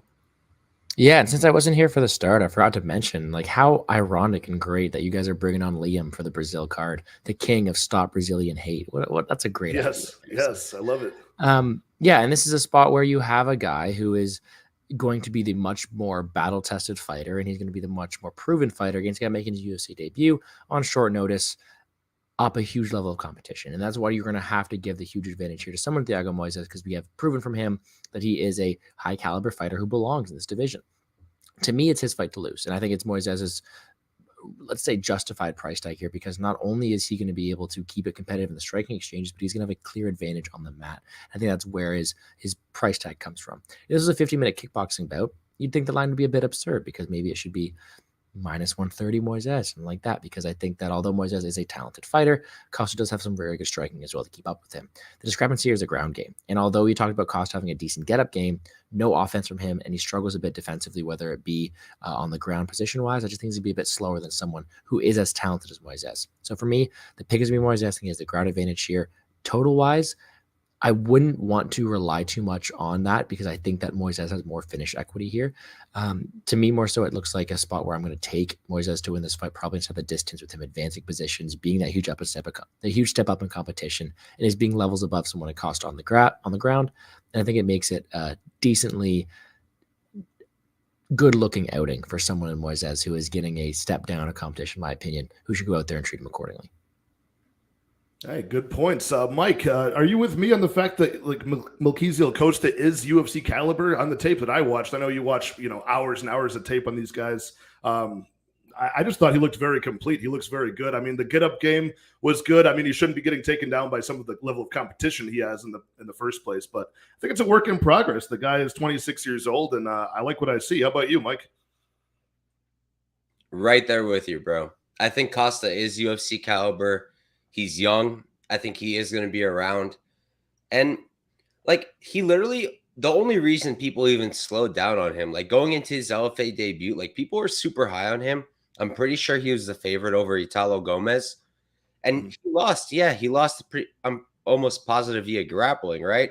He got taken down a few times, got controlled, showed a deficiency there. Then he fought Junior Melo, though, high-level BJJ black belt. Completely nullified that, right? Ended up winning the fight, I believe, by late finish. I really like him. I think he's great. It was all the body work in that fight that did the job. So my thing is, it just comes down to, like, Moises is just a more complete version of Costa to me. It's like they're extremely similar in every single way. It's just that Moises has already been to the UFC. He's already fought UFC caliber opponents. I mean, you look at his UFC losses, like, every single one of them would probably smoke Costa, right? Alvarez, maybe that would be the closest one. Islam, Ismagulov, and Dariush, right? I mean, they'd all finish Costa. So he's been really good. In the Michael Johnson fight, he was kind of getting bopped, as Liam said, diddy bopped until he got his submission. But I think he's just very solid. I like Costa a lot. I really wanted to bet him as the dog here. I've been taping him for a minute now with LFA. I can't get to it because I don't see the win condition. I don't think he can knock out Moises. I don't think he can sub Moises. And I just don't think he can grind out the decision. So I got to go with Thiago Moises, but I'm with Pat that I think Costa's UFC caliber, and I don't think he's going anywhere after this. What do you think about the like Thiago Moises by submission, somewhere around plus 170 to plus 200 to transform that money line? Do you think that's a feasible, plus money spot, or would you want more money on that? So real quick before I answer your question, I'm going to check my own angle. I'm just scrolling on best fight odds. So I don't want to play him by sub while I look this up because I think that Costa also is very good at BJJ. Pretty sure he's a black belt. I don't know his credentials, so I can't sit here and speak about it, but I do believe that Moises is the higher level here. My thing recently, I've been talking about it a lot, is I like betting guys who are BJJ heavy or wrestling heavy. Their sub props are always very, kind of one-sided. And nobody thinks about the TKOs. Everybody kind of forgets that ground and pound is there. Everybody kind of forgets that what happens before a rear naked most of the time, they hit them. And what happens a lot of the time, they don't even need the rear naked. They get the call for a knockout, right? One of my favorite almost examples of that, Schnell against what was his name, guys? Schnell against Sumo Derji? Yes, I was there live. So we were in the concessions, right? I was talking to my pops. It was his first ever UFC fight. I was like, yo, this is Schnell by sub. Probably what he'll win by if he wins. Here's him by KO. What should I drop 100 on? And my dad, a degen like myself, KO. All right. So we rode with KO. It was like plus 11, something like that, right? And what happened? What happened, guys? Schnell was it was either on his back or in full mount, right? Just letting it rip. And some refs would have called that. It didn't get called. He got the sub, whatever. Yeah, he got a lot of chances in that one. But my point, as long-winded as it is, sorry, guys, I talk a lot sometimes. I think that if I was going to do a prop, I would probably just do the KO because it's better odds. And I think that Costa's got enough BJJ where I don't think Moises will get it. But I also sat here when Moises fought Islam, and I said neither guy is going to get a sub here. So, who knows? How about you, Liam? Liam Gordo, what do you think about that submission prop? Right around like plus 175, I think is the average on some books here for Moises. Is that a good way to – we're always looking – with these big favorites, you're looking for a way to kind of chop down that money line. I know a lot of people are. So is that a good option? Yeah, it's one where I'm going to let Liam really take over his thoughts on it. My personal goal this year was to not be more cautious, but be more disciplined kind of thing. Like make sure I take the right approach. I don't want to be burnt on any of those things. So I would more so take the inside the distance line, right? Because the number isn't wide enough, in my opinion, where you need to cut it down that much. You're still getting plus money on that. So to me, not that much of a difference, but I'd love to hear what Liam has to think about it. Oh, yeah. I'm looking at fighter wins inside the distance. We're looking at like plus 100 to plus 120 on some generous books there for inside the distance for Moises. That is a good option. What do you think, Liam? And Liam, you're always very good at talking about like allocation of like what you would allocate for these types of things. If you find like a real edge that you're not going to get again, I know you kind of go heavy on those props even. What do you like about this one? Yeah, this one is a tricky one because, in one regard, I think Thiago Moises is going to win the fight by sub, right? So, like, just for maximum value, plus 175, like, I think he's probably going to win the fight by sub. But when you're also talking about just risk, Mike's not wrong that he could just be in a dominant position and unload with ground and pound. Is it what he normally does? No. Is it what he preferences? No. But the bookmaker is not foolish to that. When I see somebody and I know if this fight goes to the ground, they're going to hunt subs like it's going out of style. They're going to really look for it. And it's 3-1, I have to fire. Like, that's just like the way my brain works. When I know they should win this fight, they should get on top, they should get the sub. Like, that's the kind of thing I'm looking for, real value. When it's plus 175, it's a little bit harder for me. I do think Moises is going to win the fight, though. So that's why if I could find an under that covers more win conditions and it's the same price, maybe I go that way. If I could find something that I really like, when I get more specific, maybe that's the way I'd look to play it. But sub at plus 175, it's just tough because you look just at the overall body of UFC fights. People win by knockout more than they win by sub. It's just more likely that a fight ends inside the distance, it's going to end by knockout And they normally price that into the lines. They're not going to price that in here because you got a guy who wins a lot of his fights by subs, who's 7-1 career to the sub. Like Moises just has a lot to offer, plus the credentials as well. So, I like to look for people that the book are not as hip to. They're very hip to the fact, especially coming off a round 1 sub. Yeah. You got to think that they're going to, bake that into the lines a little bit. But, to win by round 1 sub is still over 4-1. So if you get more specific, if you think, this guy slows down in the 3rd round, maybe look at one of those specific props, things like that. Yeah, it's something I just want to touch on because I know a lot of people that are getting into gambling or maybe already just degenerate, like the way that they want to cut down paying the price on like a big line like this is just to parlay it with other things. But if you can kind of use your brain, be more specific and find other ways to chop it down, the props or the unders. And Liam and Gordo are both guys that are great at doing that. When I look at their betting sheets on Twitter, they're good at finding angles like that and allocating properly. So I always like hearing your guys' thoughts. So bear with me, guys, in the chat. That's just what I'm trying to get out of going deep on this fight, even though it is a big favorite Moises. But kind of along that line, going on to the next fight, which I'll start off because it's one of my favorite active fighters on the roster. We've got Gregory Robocop, Brazilian Obama Rodrigues, taking on a newcomer, Bruno Ferreira, who's off the Dana White Contender Series on short notice, a couple of weeks' notice here because Brad Tavares got injured, pulled out. I mean, I'm going to brag a little bit on Rodrigues. I've bet on him for 8 times in a row now, every single time since he's been on the Contender Series in 2020. I've bet on this guy, and I've gone 6-2 in those. Now he's a much steeper favorite because, Ferreira's 9-0, a scary guy, a lot of finishes, but, he's a newcomer. The level of competition is not great. I think Rodrigues should steamroll through this guy. Sometimes he can be a little bit defensively liable, Rodrigues, but overall, I just think he's got pretty much every aspect of this fight covered, especially the cardio to go 3 rounds, the technical striking, and not to mention Bruno Ferreira. If you watch all of his footage of his 9 stoppages so far, not only is the competition not great, but he's got to get the fight to the mat and slam those guys to the floor just to employ ground and pound. Usually he can just melt through their guard and get into mount and start raining down strikes to get the stoppage or the submission. I don't think he does that against Rodrigues in a debut spot here. So help me out, guys. How can I bet on Rodrigues a 9th time in a row here? I like that on BetOnline, the money line actually has dipped down a bit. It's gone from -350 to -286. And should I just pay that price just to win a unit? Or, I'm very confident on Rodrigues. I think he wins this fight. I would agree with that -350 line. And now I think I'm getting some value on it, to be honest with you. Start off with CouchWarrior. Do you think Bruno Ferreira is a guy to be more feared, or am I just two, rose-colored lenses on my guy RoboCop here? I was hyped for you to call on me, Pat. So I'll say that I'm with you. I bet Gregory Rodrigues every single fight we've had available, even against Joshua Fremd on OFA. Yeah. Except I do think I bet Jordan Williams. I don't remember.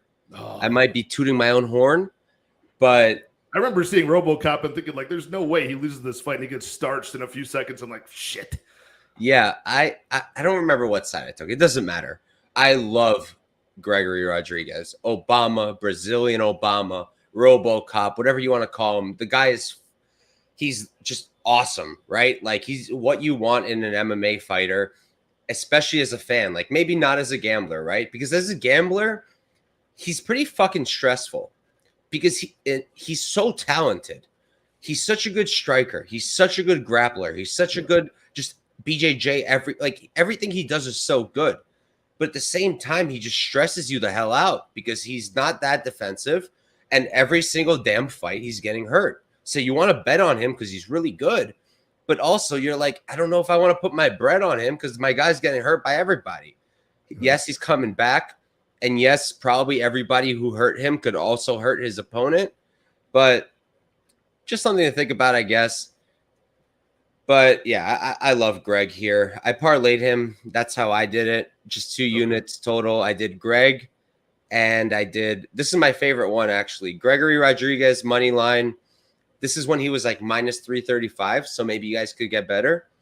And I got the alternate total on the Gilbert Burns Magny fight. I did the over 1.5 at -245. So that parlay is -121. I liked it quite a bit. Played it for a unit. We'll talk about the Burns fight when we get there. But in terms of Greg, how he's better than his opponent, like, I really like Ferreira. Like, I think he's really dope.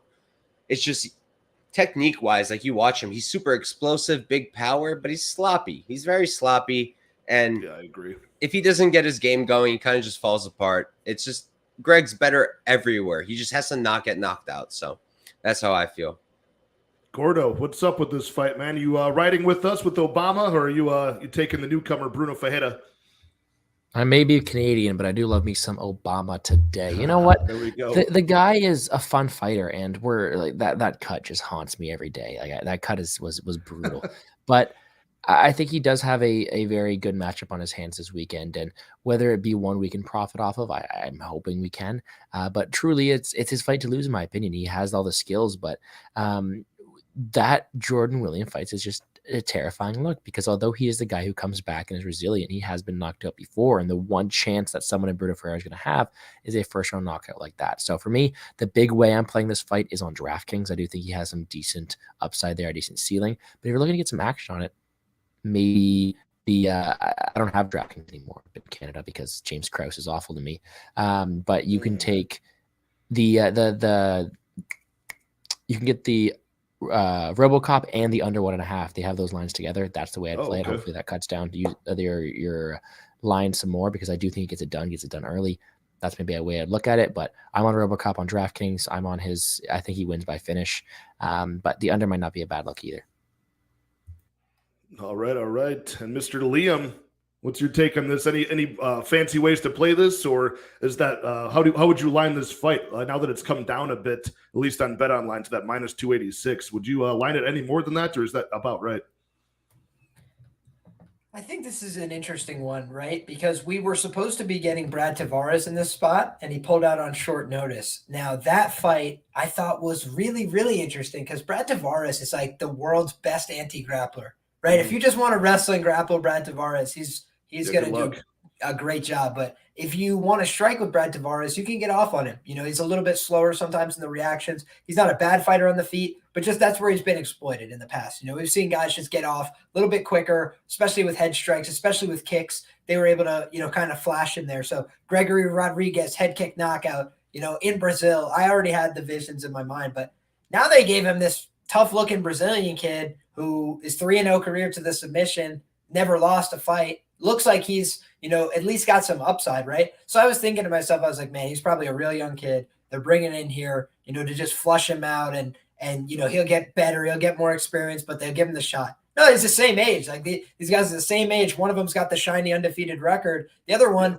it's kind of been a little up and down in the UFC. That Arman Petrosyan fight, I got to say, I thought that one could have went either way. I thought that, he arguably could have won that fight, but you think about that fight and you think to yourself, man, you got this huge grappling edge. You got this, elite skills on the ground. Why are you not taking this guy down the whole fight? Why are you not forcing it into the grappling positions? Why are you not forcing these back takes? Why, when you get it there, are you looking for the showboat, like fancy style, Suluev stretch? Why are you looking for that instead of looking for, I don't know, a rear naked choke? Ever heard of it? Like, why didn't you wrap your forearm and your bicep around this guy's face, even if it's not a perfect choke, and just squeeze the shit out of him? It's like that would be a better, percentage chance of winning the fight than reaching for a Suluev stretch. That's worked like 3 times in UFC history. So just those kind of things really trouble me. Arman Petrosyan, big physical guy. Is he anything to write home about as a wrestler? No, he's been taken down many times, but he just pops up to a quad pod, keeps an athletic base, and keeps working.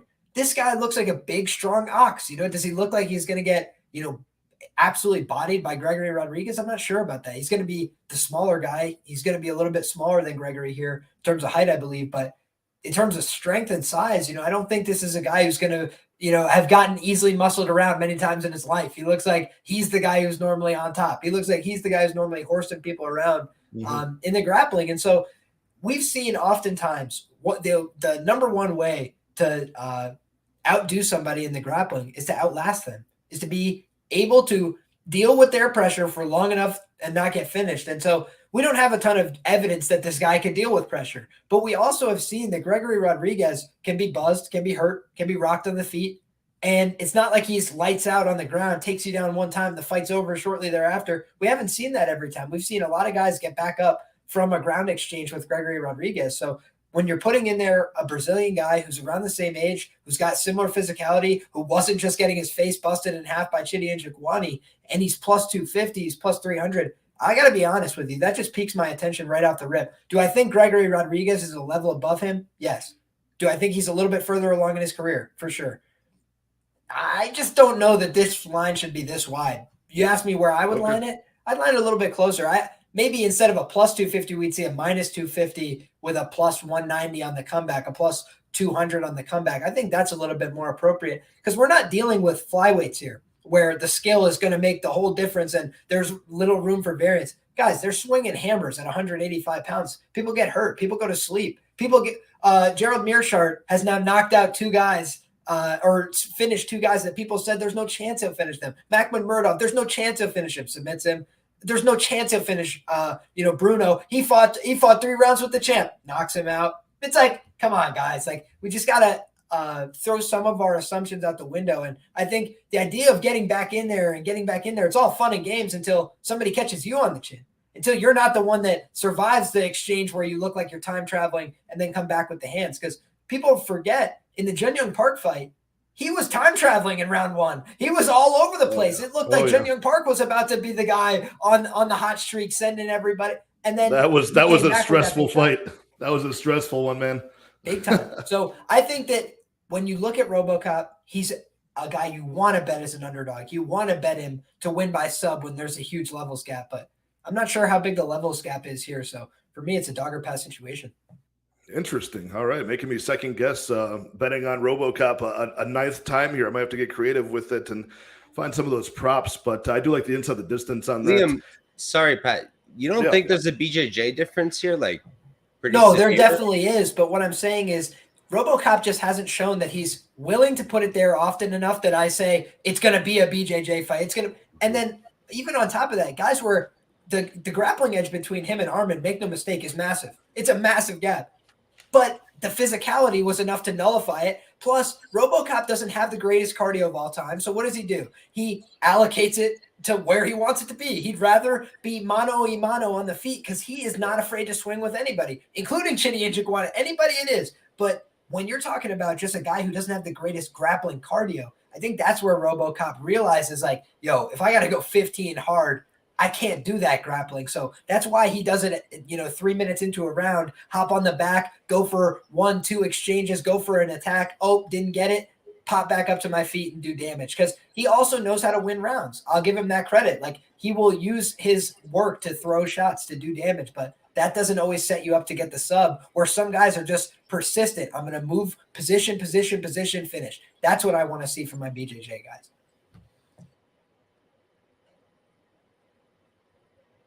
Pat, you're muted. I was saying Rusty likes that as much as I do. Looks like they were time traveling. It's a good way to put it, Liam. And I don't know. I still like RoboCop quite a bit in this, but I like your point about. I mean, look, you got a guy who's undefeated, and this is not one of those lighter weight classes. This is 185, and those mistakes that RoboCop tends to put himself in could certainly cost him, or at least cut down where you would line this fight. But shout out to Jenna Marie hopping back in.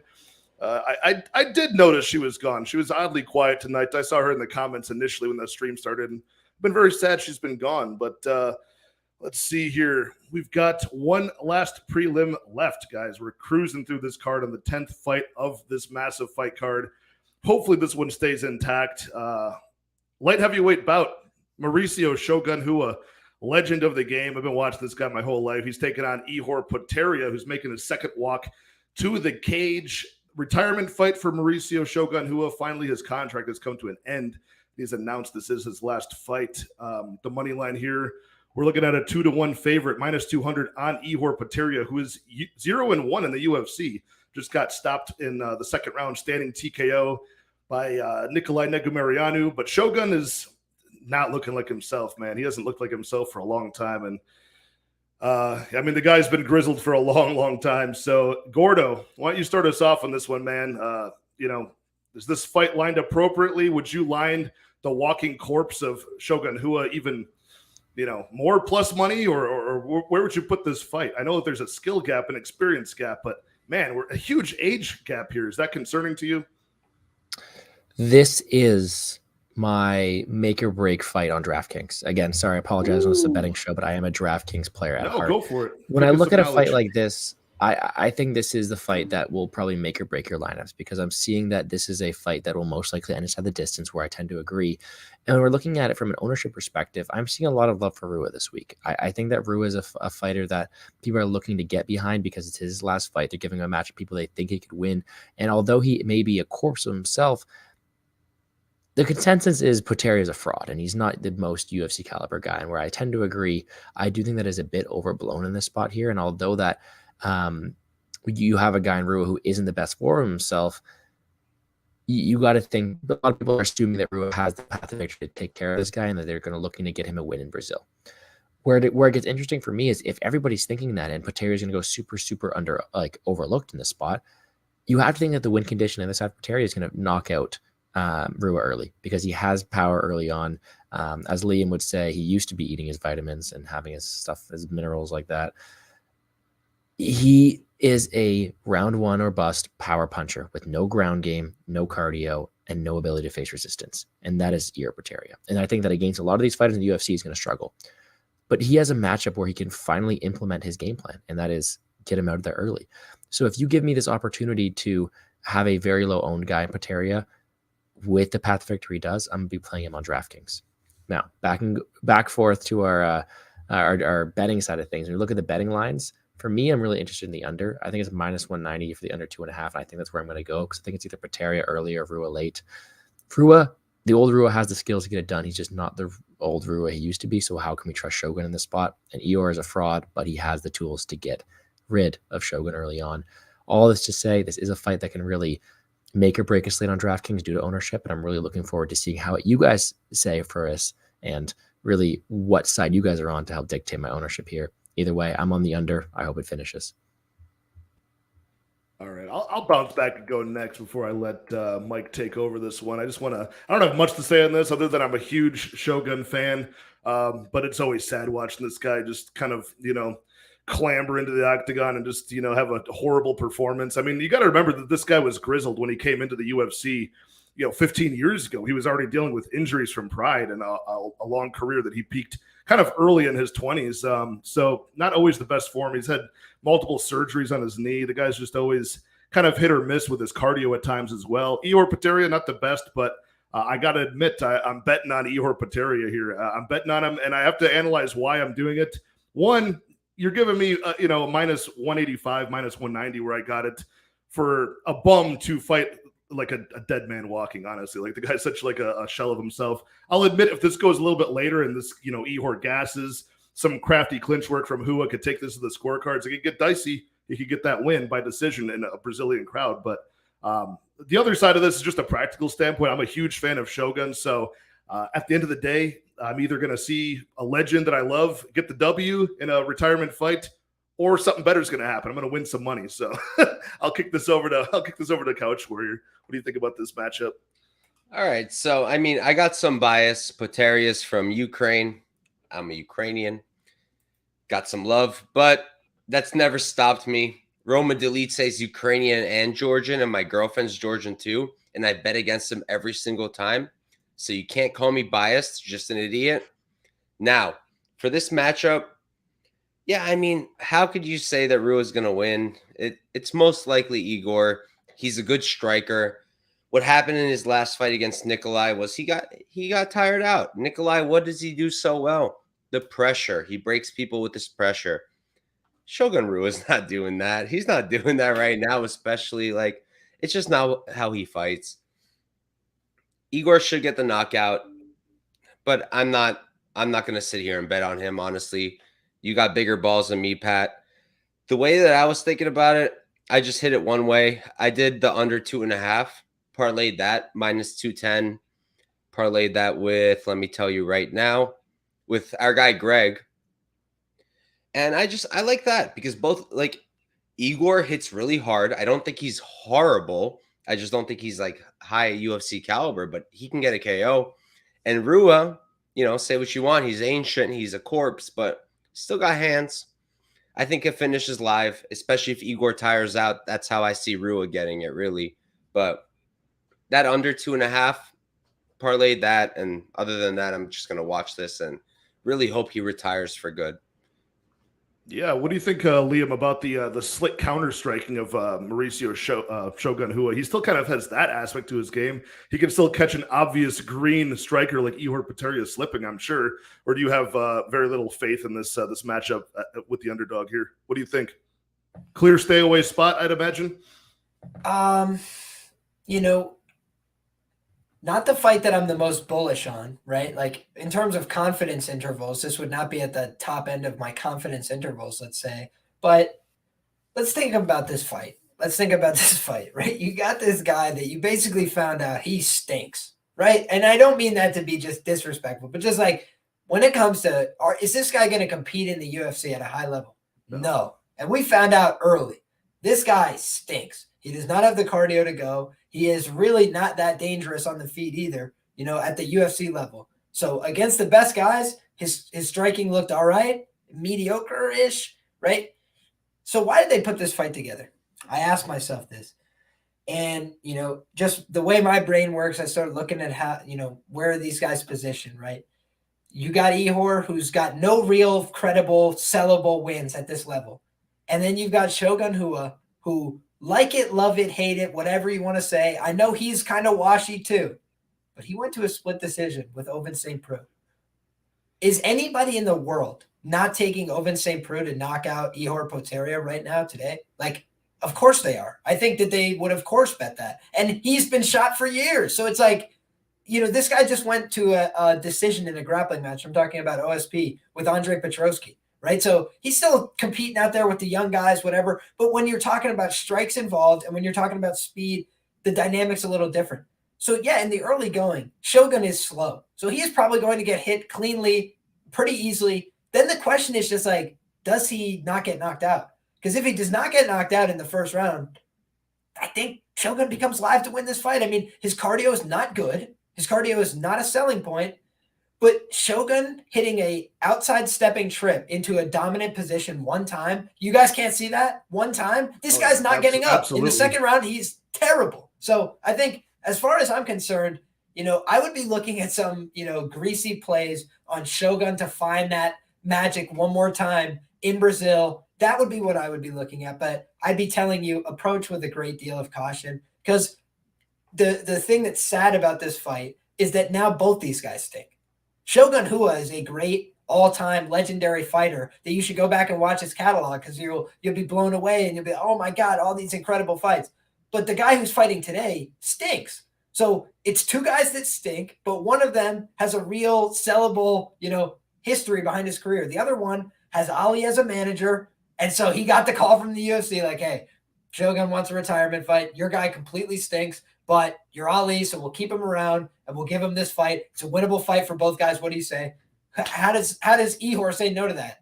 It's a rare situation too. Not many legends get this opportunity to go out, you know, with kind of like a winnable fight. In my opinion, it doesn't usually go well either way. But usually, what happens is like you give them the winnable fight like this. Shogun wins, then he's like, I still got one more in me. I still got it. But I don't think they're going to re-sign a new contract. But you know what I mean? Like once they get that one taste of success, they're like, I still got it. I can't go out like this. I can compete. And then something worse happens. But this is one of those rare cases where he could have that fairy tale moment and go off in the sunset in Rio. But man, I think one that normally doesn't happen, to be clear. If you guys have watched fights for a long time, that normally does not happen. But I think it happens this weekend. That'd be awesome, man. I'm hoping so. Like I said, my play on this, my money line on Ihor Poteiria is not something I recommend at all. It's just like a psychological thing with me where it's like either if I'm gonna have to suffer through a legend like Shogun, who I admire, you know, getting knocked out in like 30 seconds, then at least I'll get paid for it, you know. So that's kind of my angle on that one. So yeah, we can move on from that. It's a sad one, but hopefully Liam's right and we can get a nice fairy tale ending for Mauricio Shogun Hua. But we're on the main card now. Shout out to all you guys in the chat hanging out with us, all 25 of you.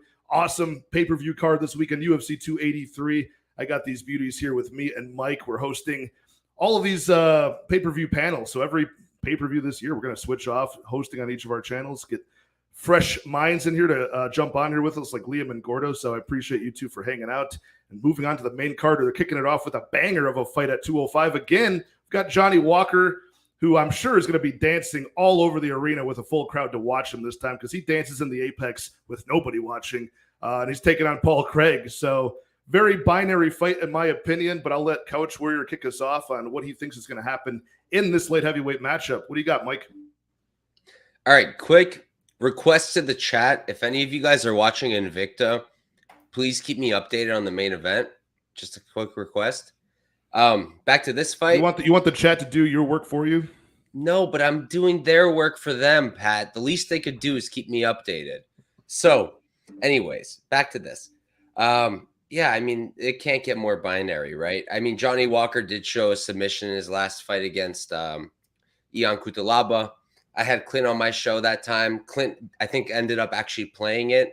I just spoke about it, so props to him. Great hit. I don't know, man. I hate this fight from betting. I'm very hyped to watch it. I think Johnny Walker will probably just get a knockout, but he's the perfect kind of idiot, you know? He's like the perfect kind of idiot for Paul Craig to get his win. Paul Craig, Uzdemir showed what's up. Like, he really showed what's up. He showed that if Paul Craig cannot get his own grappling going, he's done. He's just absolutely done. He was just dropping to his back. He didn't know what to do anymore. Uzdemir is just messing him up on the feet. If Walker is smart, he could replicate that. Maybe even better, because he's longer, stronger, in my opinion, than Uzdemir. But he's an idiot. I fully expect him to kind of get a really nice hit, bring Craig to the ground, and then be like, watch this, guys, and just go in there and get armbarred or something, you know? I think Walker wins.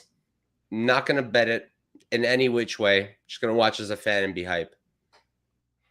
All right, Gordo, what do you got for us in this matchup? Is this an easy knockout for Johnny Walker, or does he get his limbs ripped off by Paul Craig?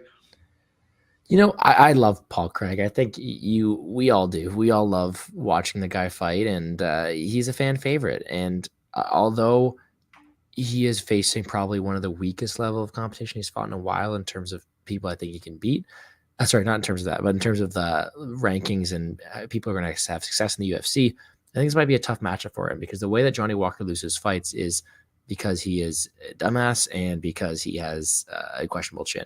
I don't think he has to worry too much about the chin checking of Paul Craig. And for that reason, you have to think that the explosiveness and the striking and the poor fight IQ, hopefully changed, of Johnny Walker is going to be able to help him have a decent chance in the spot, because the Paul Craig that you have to worry about is one that's pulling guard on you and submitting you. And I think that if Johnny Walker has any ability or any brain behind it, he's preparing for that. He's going to stand back up and he's going to try to take off Paul Craig's head. So to me, this is an easy under spot. This is an easy spot where I'm picking Johnny Walker to win, even though I think it is just a volatile matchup.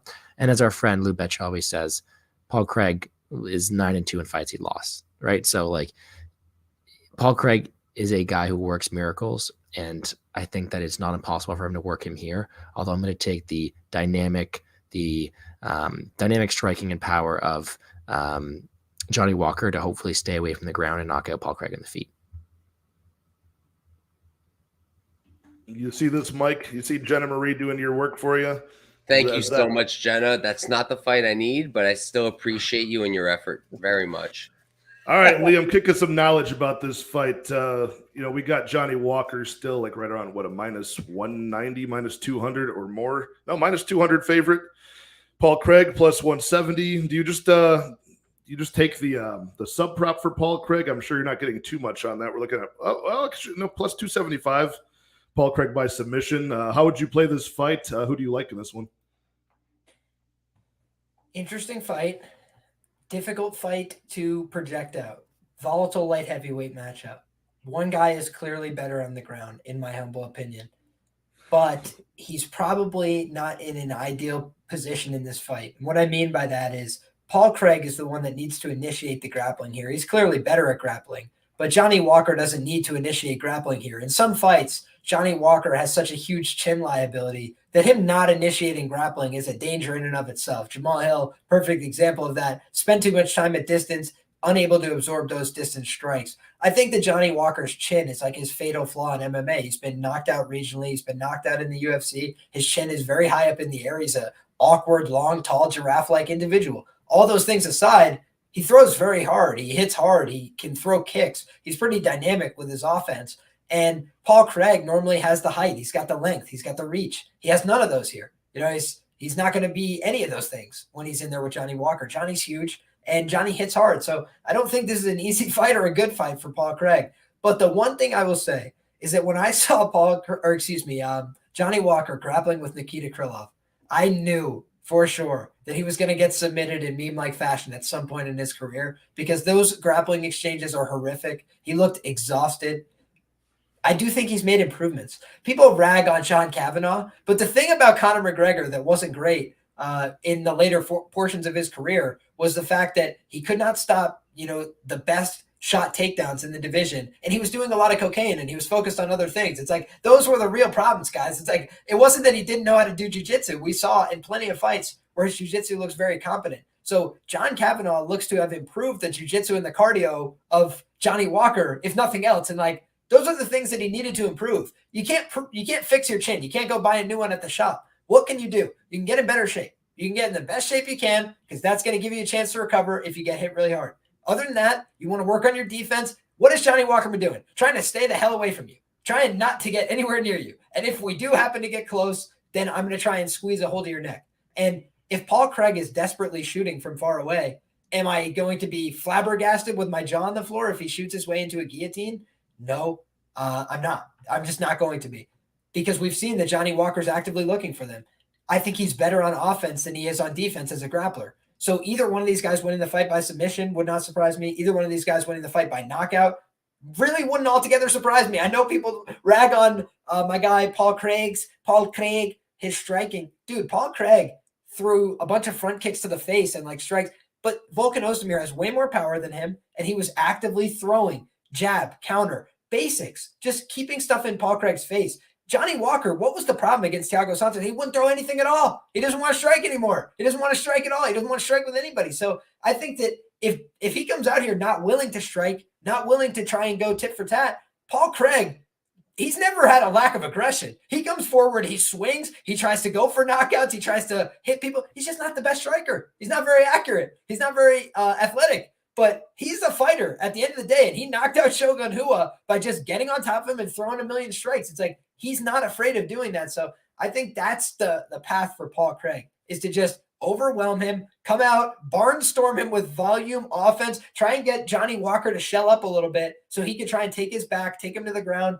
get into an advantageous position. Because the longer this fight goes on and the more comfortable Johnny Walker gets, I just think it becomes a really difficult fight for Paul Craig to win. He's going against a bigger guy, longer, who can keep the fight at his distance and has more power on the feet. So I think Johnny wins the fight, but am I investing in Johnny Walker as a UFC favorite? No. Yeah, man, that's very good points. If there was one lanky bum to, just have the fight won, and then he just like backflips himself into like a knee bar or something, it'll be Johnny Walker. That being said, I'm going to gamble with it. I like Johnny Walker in this spot to get that finish. But I mean, we're looking at one of the times he faced like one of the better submission guys. He faced Misha Zirkinov, knocked him out, and then Johnny Walker still managed to need shoulder surgery after the fight, trying to do the worm and like tore his rotator cuff. So this guy's goofy. I think the Brazilian crowd actually will. I never really factor this in like a crowd really into the fights, but I think it will either help or hinder Johnny Walker in this spot. I think he's going to take a lot more risks with the crowd, and that could end the fight very well for him or very poorly. So I'm going to be have a fun time just gambling, riding with Johnny Walker in this one. But man, it's not going to be a surprise at all if he gets his lanky limbs ripped right off in round one. Yeah, what do you guys think about the time props for this one? Like, we haven't really touched on that too much. I mean, I know we all think it's going to be a finish for whoever gets it done, but at what point? Is this a round one? Most of these guys have finishes under 1.5 rounds, many of them in round one. What do you guys think about that?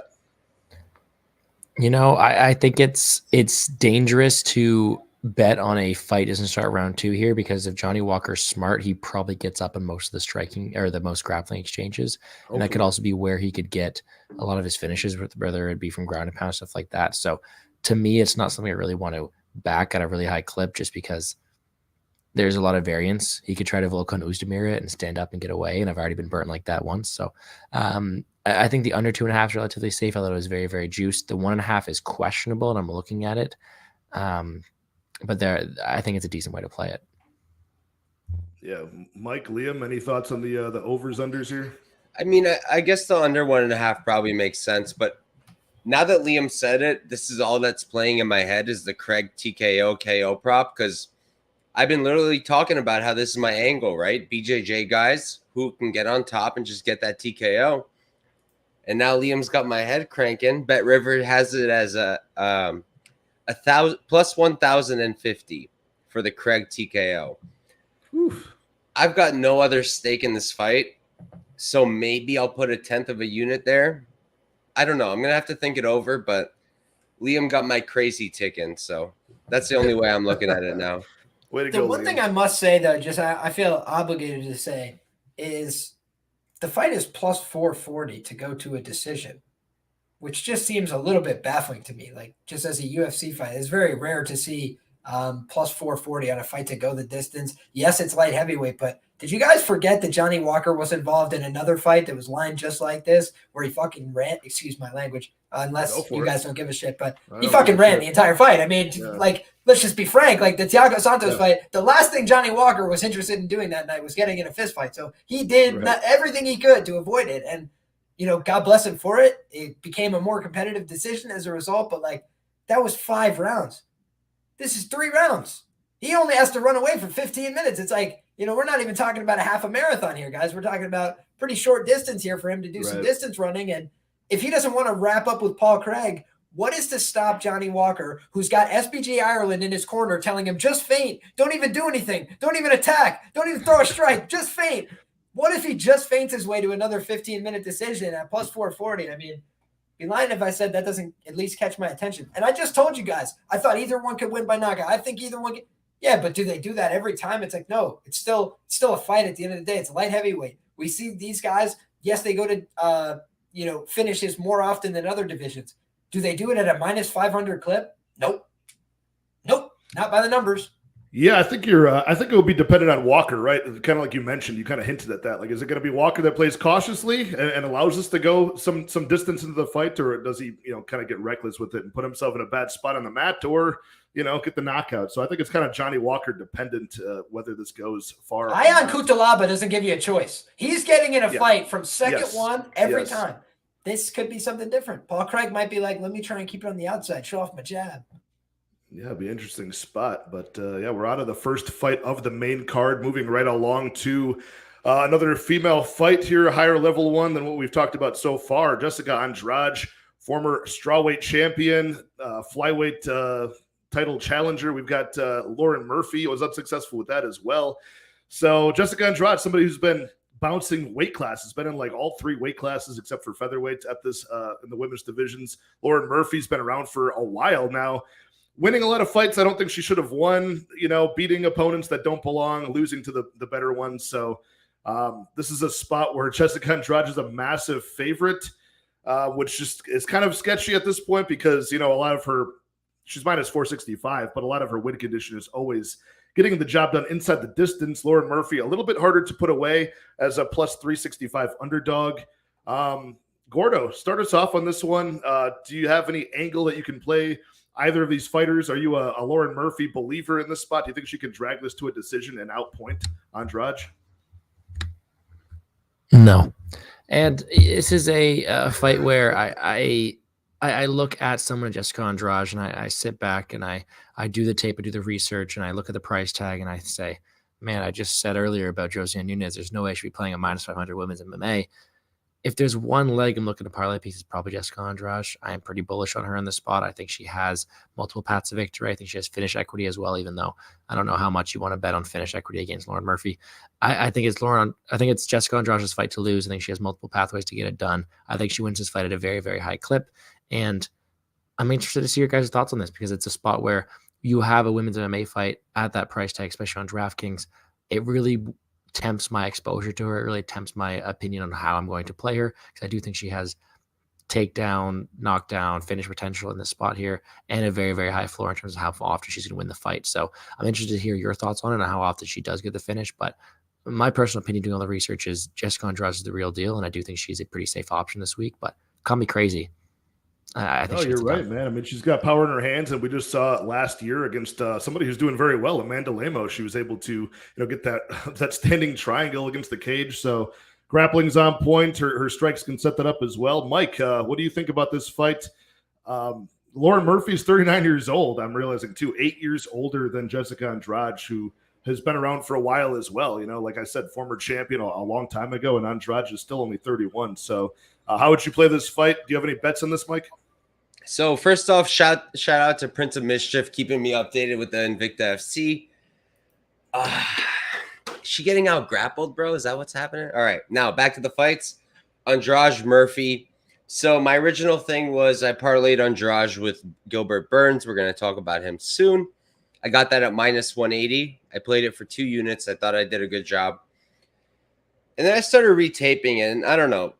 I'm probably overthinking it, but I'm looking at Andrade, and I'm seeing her get hit, right? I'm seeing her in even the Lemos fight, right? Until the submission. She's getting hit with the jab in particular.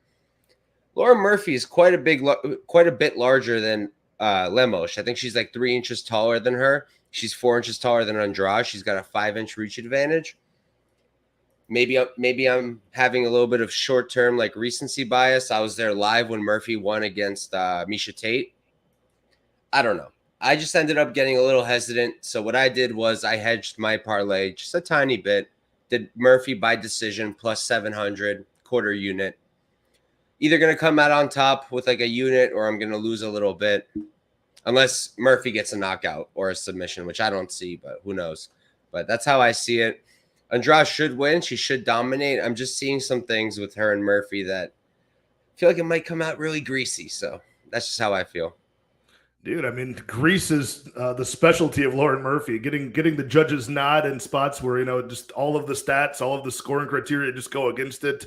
Maybe that'll continue. Maybe lucky Lauren Murphy gets something like that going if she can survive the onslaught of Andrade. What do you think, Liam? Do you see this fight go into the scorecards very often? I mean, Lauren Murphy, that's how it ends up most of the time, but Andrade's not so much. I believe she's got finishes in like the huge handful of her last fights. I want to say, I don't know, like her last 5 wins are all by finish, I want to say. So what do you think about this fight and the odds that we got so far? Yeah, this is an interesting fight because on the one hand, Jessica Andrade, she's an extremely dangerous fighter. One of the more profitable women in UFC for me. I've made a bunch of money betting on her. I bet her to win by submission in that last fight, plus 600, plus 650, I think.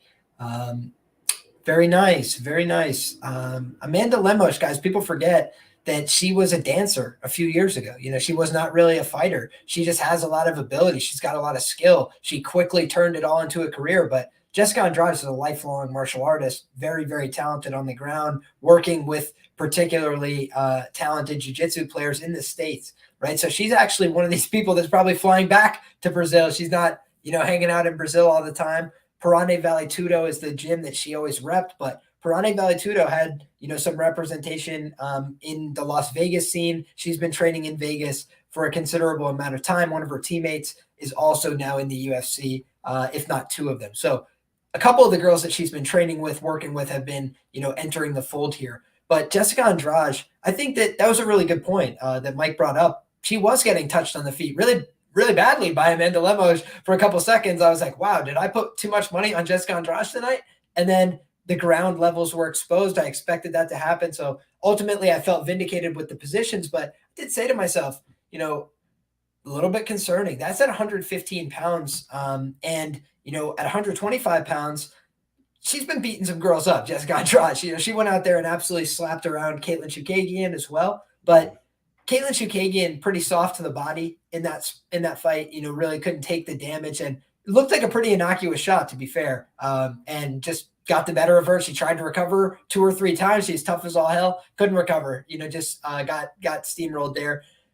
When Andrade hasn't done that, she's tended to taper off a little bit. People forget as well that she beat Rose Namajunas in those first 2 rounds, but then she gave that opening, that door in the 3rd round, just let her back into that fight. She was I think over the course of their trilogy, the better fighter. She was a little bit more dangerous. She had, big slams, big power. She was just a little bit more lethal. But outside of that, skill for skill, Rose was like right there with her, So I felt like Jessica has to use her physical advantages. She's got to leverage that. Lauren Murphy's only been finished one time. Valentina Shevchenko, who, by the way, big sister, both of these women, right? Just let them know what time it was. So I don't think one of these women is head and shoulders above each other at 125. We talked about as well, the size, the height, the reach. Jessica Andrade, it's not going to be a strength problem at all, but a distance striking problem when somebody's got this range, this distance, that can mitigate some of the speed advantage that she might have. That can mitigate some of the strength advantage that you might have. And especially if you have to use a lot of physicality, a lot of strength, a lot of holding on to somebody. Never been submitted, Lauren Murphy. So you're going to have to try and get a hold of her, take her to the ground, rip her to the ground. Why are we going into such detail? Because she's a minus 400 favorite, right? If she's minus 150, I'm telling you guys, slam Jessica Andrade because she's going to whoop her ass. But it's like, no, she's a huge favorite here. She's been a big favorite many times before. But I do think that Amanda Lemos, what's the clear, easy path? She was going to submit her. I thought so before the fight. That was really what I felt like she had a clear advantage. Just her skills way better. Where is that in this fight? Is Andrade clearly better at grappling than Lauren Murphy? I mean, yes, she's more experienced, more credentialed, better on paper. No submission losses in a pretty lengthy career for Lauren Murphy. Doesn't scream she's terrible at grappling. She's lost to grapplers. She's lost to Sajara Eubanks. She lost to Caitlin Chukagian way back in the day. Neither one of those ladies easily was able to wrap her up, get her neck. She has submission defense. So I don't think that's an easy path. I don't think just brutalizing her, knocking her out on the feet is the easiest thing to do. It took a hell of a long time for Valentina Shevchenko in the worst fight of Murphy's career, where she looked like she didn't want to be there. This fight, coming off of a win over a former champion, where I thought she looked career best and I was expecting her to look terrible. I just had a weird feeling right before the fight. I was like, wow, if Lauren Murphy actually looks as good as or feels as good as she looks, she's going to whoop her, because she looked like she was happy to be there. She looked like she was fired up, motivated. It's almost like the weight off her shoulders. She had a win streak that never deserved to be there, but she did accumulate a lot of experience over that time. And she did get in a lot of fights with the toughest girls in the division. And now people are saying she's got no chance to beat this girl. They're both former title challengers. One of them could make the weight class below. One of them can't. I don't know. I'm not as fired up to go lay the wood with Andrade in this matchup as I have been in some of these other fights. Am I saying she can't knock her out? No, I mean, that's obvious. She can knock out any woman in this division. I think Lauren Murphy could get knocked out here as well. But I'm not as bullish on the sub prop here as I was versus Lemos. I thought that was a much easier mark on the ground than somebody like lucky Lauren Murphy. Should be lucky not to get knocked out here.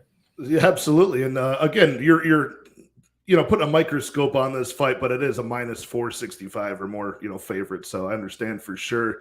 Who am I missing here? Gordo, did you talk about this fight at all? Or am I missing Couch? Couch. I already pitched Lauren by decision. That's right. You had the 10th of a unit on that stab. No, as well. quarter unit, little hedge, because I did parlay Andrade. What's up, Uncle Weezy in the chat? Please don't let Liam talk me into Murphy by decision at plus 700. Look, I mean, lucky Lauren Murphy. She could get that JoJo Calderwood. She could get that, who else am I missing? Andrea Lee type of decision. Maybe in Brazil that happens, maybe not. But, man, I don't know. It's just like Liam was saying, a distance striking match with this kind of size separation. If she can't get this fight, up close and do some damage, but she has finished her last 5 straight. Lauren's a little bit harder to finish, but she is getting a little up there in age as well. So we'll see how this goes. I wonder if, the weight class switches, just like you guys brought up. I mean, that's kind of a weird thing as well. I wish we would see every time that she switches a weight class, Jessica Andrade, I assume we're going to get like a string of fights there and she's going to be going towards that title. And then it just flips and she's in strawweight or flyweight. I don't really know what that's all about, but, yeah, I mean, we could move on from that. Gilbert Burns versus Neil Magny is a spot where I saw the odds for this fight at welterweight, and I thought that they were completely off once again. I thought it was another big favorite that really didn't deserve to be. And then once I remembered, who Neil Magny struggles against, then it kind of made more sense. But at first, when I looked at these odds, I was like, why is somebody who's got like a 17-2 decision record at welterweight, more time in the cage at welterweight than anybody else, Neil Magny? He has fallen off a bit in his performances, a little bit more chinny than we've liked to see him, in his past. But he struggles with the grapplers and the high wrestling and the high BJJ acumen of Gilbert Burns. and a guy with power in his hands. I think he's just got Neil Magny beat pretty much everywhere. In a fight that's slated more often than not to actually go all 3 rounds, I think that is when you start looking at like, well, what if? What if Neil Magny comes back to his former self? What if Gilbert Burns has kind of an off night? Could this be closer? But minus 475 on Gilbert Burns, plus 375 on Neil Magny. Man, I'm a big Neil Magny fan, but when you really dive into this fight, Michael Chiesa's controlling Neil Magny pretty badly. 10 minutes, I think 10 or 15 minutes of a 5-round fight. I mean, just no, he didn't even look that good against D-Rod, to be honest, up until that 3rd round, in my opinion, Neil Magny. So Gilbert Burns is a guy who, even though he just lost in his last fight last April, he was the guy to take Khamzat Chimaev to a very close 3-round decision. So I like Gilbert Burns here. Maybe even the some sort of inside the distance prop on Gilbert Burns I would like. But what are you guys' thoughts on this, Gordo? Do you agree with this line, or is this another spot where we think maybe we should be analyzing this a little bit closer? Yeah, as it approaches, the wee hours of the EST time zone here, I'm going to keep it short. I think that this is another one where it's Burns' fight to lose. He has the exact archetype of everyone who has beaten Magny in the past and someone who has really dominated Magny in the past. So to me, it's like a fight where if Magny is able to utilize all his tool and his major skill set, he should have a clear path to victory here. I think it's pretty simple. I think it's either Burns in the first couple rounds with grapple domination, but if Magny's able to stuff takedowns, keep it at range, I think he's going to make it close and win a decision. It's really, can Burns implement the game plan that he's known for, which I think he can, and can he do that consistently over 3 rounds or get him out of there? I think he can do both of those pretty easily. For me, Gilbert Burns was his fight to lose, grappling success throughout, decent DraftKings target as well. Nice. Yeah, I agree with you there. Mike, what do you got for us, man? Yeah, I mean, I'm expecting Gilbert to dominate here. I do think it's way too wide. Like, I don't think Magny outpointing him is extremely impossible. It's just I can't game it out in my head, right? Like, I can sit here all day. I don't see it really. Like, Gilbert would have to just look terrible. Maybe he'll like be too excited because he's in Brazil, coming off the loss to Chimaev, but I don't see it. I think he can mess up Magny in the striking. I think in the grappling, it would be a mistake for Magny to bring it there. I think there's a reason that Khamzat took down Burns immediately and then didn't do it again. And I think it would be a mistake for Magny to do that. We've seen it. Pat brought it up already. The Michael Chiesa fight, the control there. I just think Burns is going to win this. Whether it's going to be a finish, I don't know. I have him in that parlay with Andrade, so that's at minus 180 for 2 units. And then I played the alternate total here a little bit. I used the over 1.5. It was minus 245. I already said this. I parlayed it with Greg. And then I used it one more time. I parlayed it with our co-main event, Figgy Moreno over 1.5 at minus 550. Came out to minus 141, 1 unit there. And that's really it. I got him parlayed a little bit, but I think he should dominate. I just think the line is indeed a little bit wide.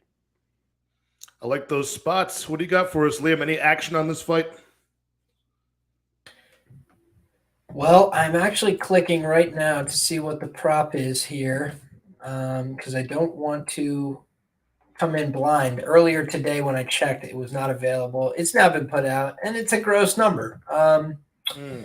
Yeah, I think that the way I expect this fight to go is Gilbert Burns should win this fight by submission. I mean, to be frank, if Gilbert Burns ever wants to contend for a UFC title, this is a fight he needs to win, and he needs to win it inside the distance. Neil Magny is a good fighter. He's a talented fighter. Thought he looked arguably career best in his last performance. Beating D-Rod, not easy to do, but beating D-Rod inside the distance, that's a first ever. So I did have Neil Magny inside the distance in that fight. I thought that D-Rod, was kind of making that quick turnaround, trying to get right back in there off the heels of the Leach fight. Didn't like the commentary leading up to it. So I thought that somebody who's just a cardio monster like Neil Magny wasn't really a great matchup for him. And on top of that, some of the realms that he normally can take a fight to, Neil Magny gets dominated by grapplers. Guys that want to strike, they don't really always have the easiest time with Neil Magny. They need a lot of time to exact their will on Neil Magny, except for Lorenz Larkin. Lorenz Larkin came out there and absolutely blasted the guy off the face of the earth. Other than that, it really doesn't happen to him. You've seen him routed in the grappling. Absolutely. You've seen guys like RDA just audit this guy.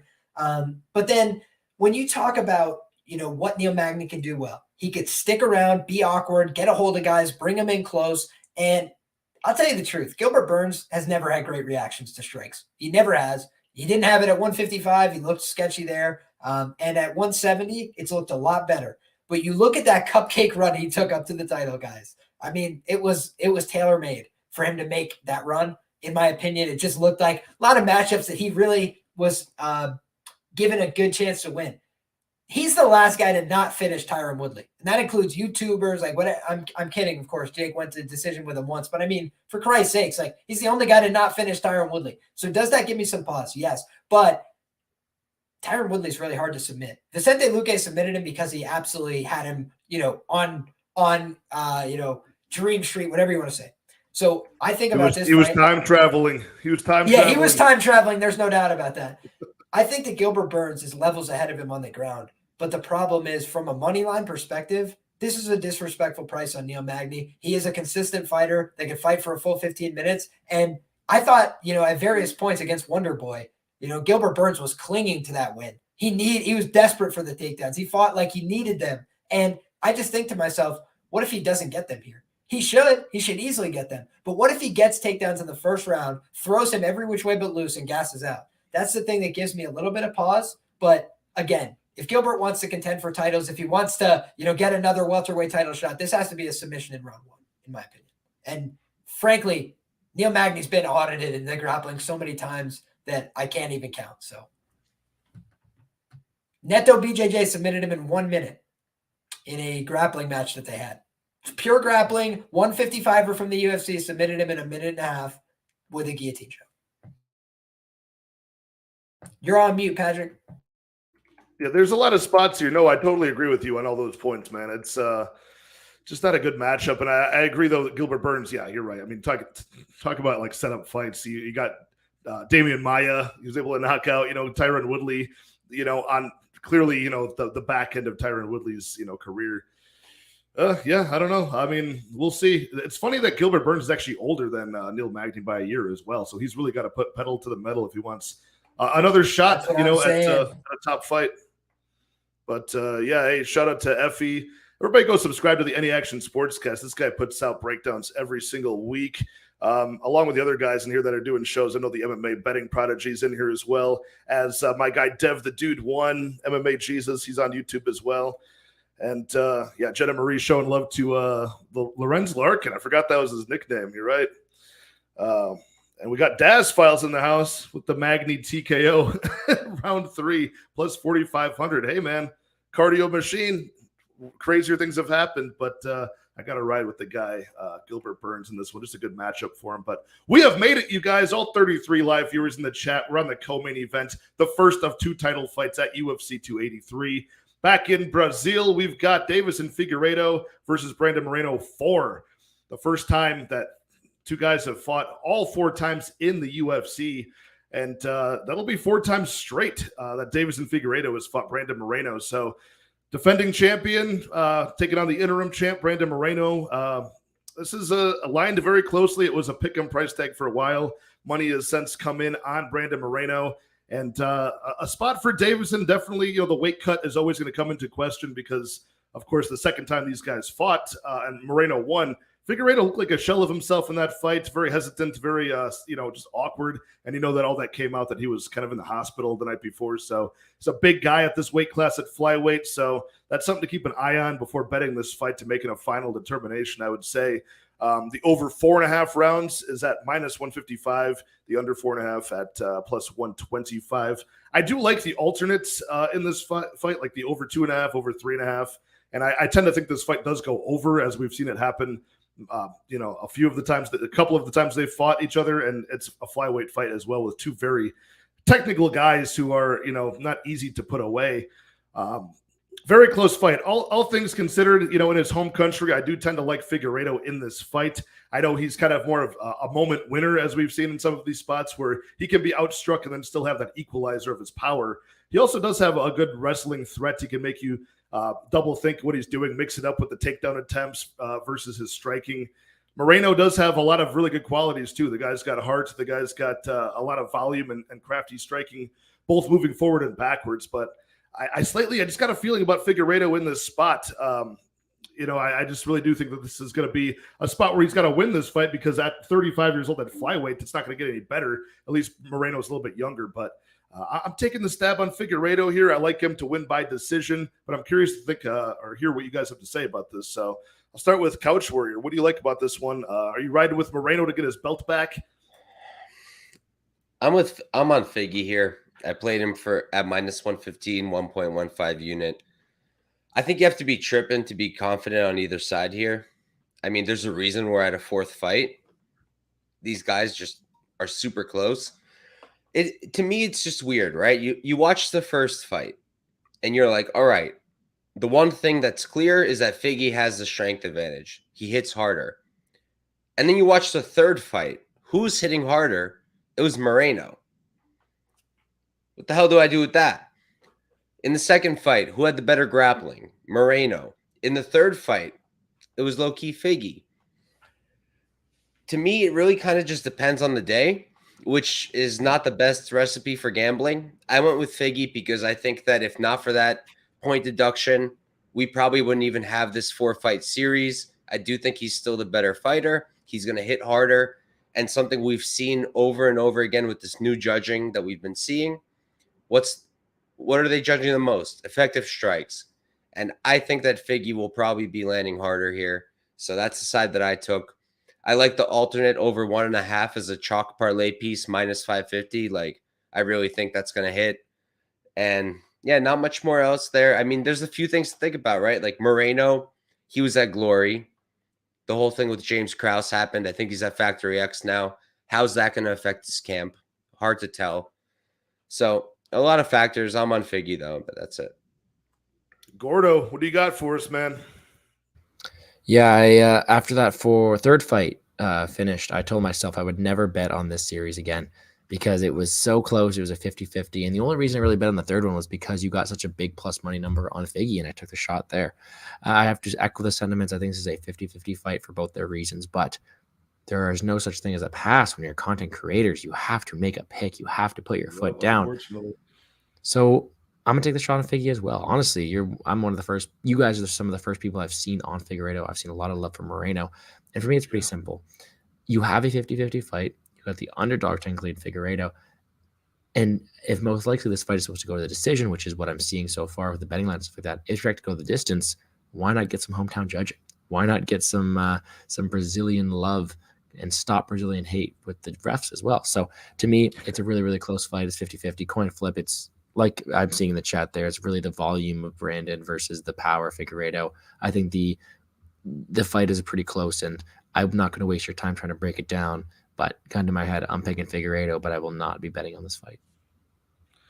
Yeah, man. I mean, you're totally right. It seems like if they fought 100 times, it'd be very, very close. 51-49 for, whoever. But, I mean, they've both gone win, lose, and draw against the other so far. Both have elite cardio, pretty good movement. What do you think about this fight, Liam? Which side are you on? Are you going to – I mean, I think Gordo is correct. I've seen so many people on Moreno this week, and I don't blame any of them. But so far we're 3 for Figueiredo. Are you going to be the island on this stream? I'm an island boy. There we go. Damn. Listen, I got to tell you why. Right? This one's pretty simple for me. You're giving me a matchup that we've seen is like coin flip quality, right? In terms of we've seen it go a couple different ways. The one thing that we've really not seen is just a Moreno gets completely dominated and, whitewash. That's never happened, right? It's been Moreno loses, a wider decision. We had the draw, and then we had the submission, right? So the one really clear result was Moreno wins by submission in round 3. That was a dominant win. There's no arguments about that. Some people thought Moreno might have won that fight, but You got the underdog price on Figgy. Who could blame you? You took the great number. It was plus 160. It was minus 185 for the Moreno side. Hey, you did the right thing. You got on the right side of the bet. Close fight. Probably should have been 3-2 for Figgy. He gets the nod. Great. Everything's done right. Gets across the board. Now you've got Figgy, who's coming in 35 years of age. We just talked about not ideal for 125, right? So kind of like the last few times that he's going to be doing this. Then he's going to move up to 135. He's talked about in the past. Might have to move up to 135. I'm a big guy. So now he's coming down to 125, and they've got this guy. Why did they give Moreno the Kai Kara-France fight? Was it to set up Kai Kara-France? It's very possible.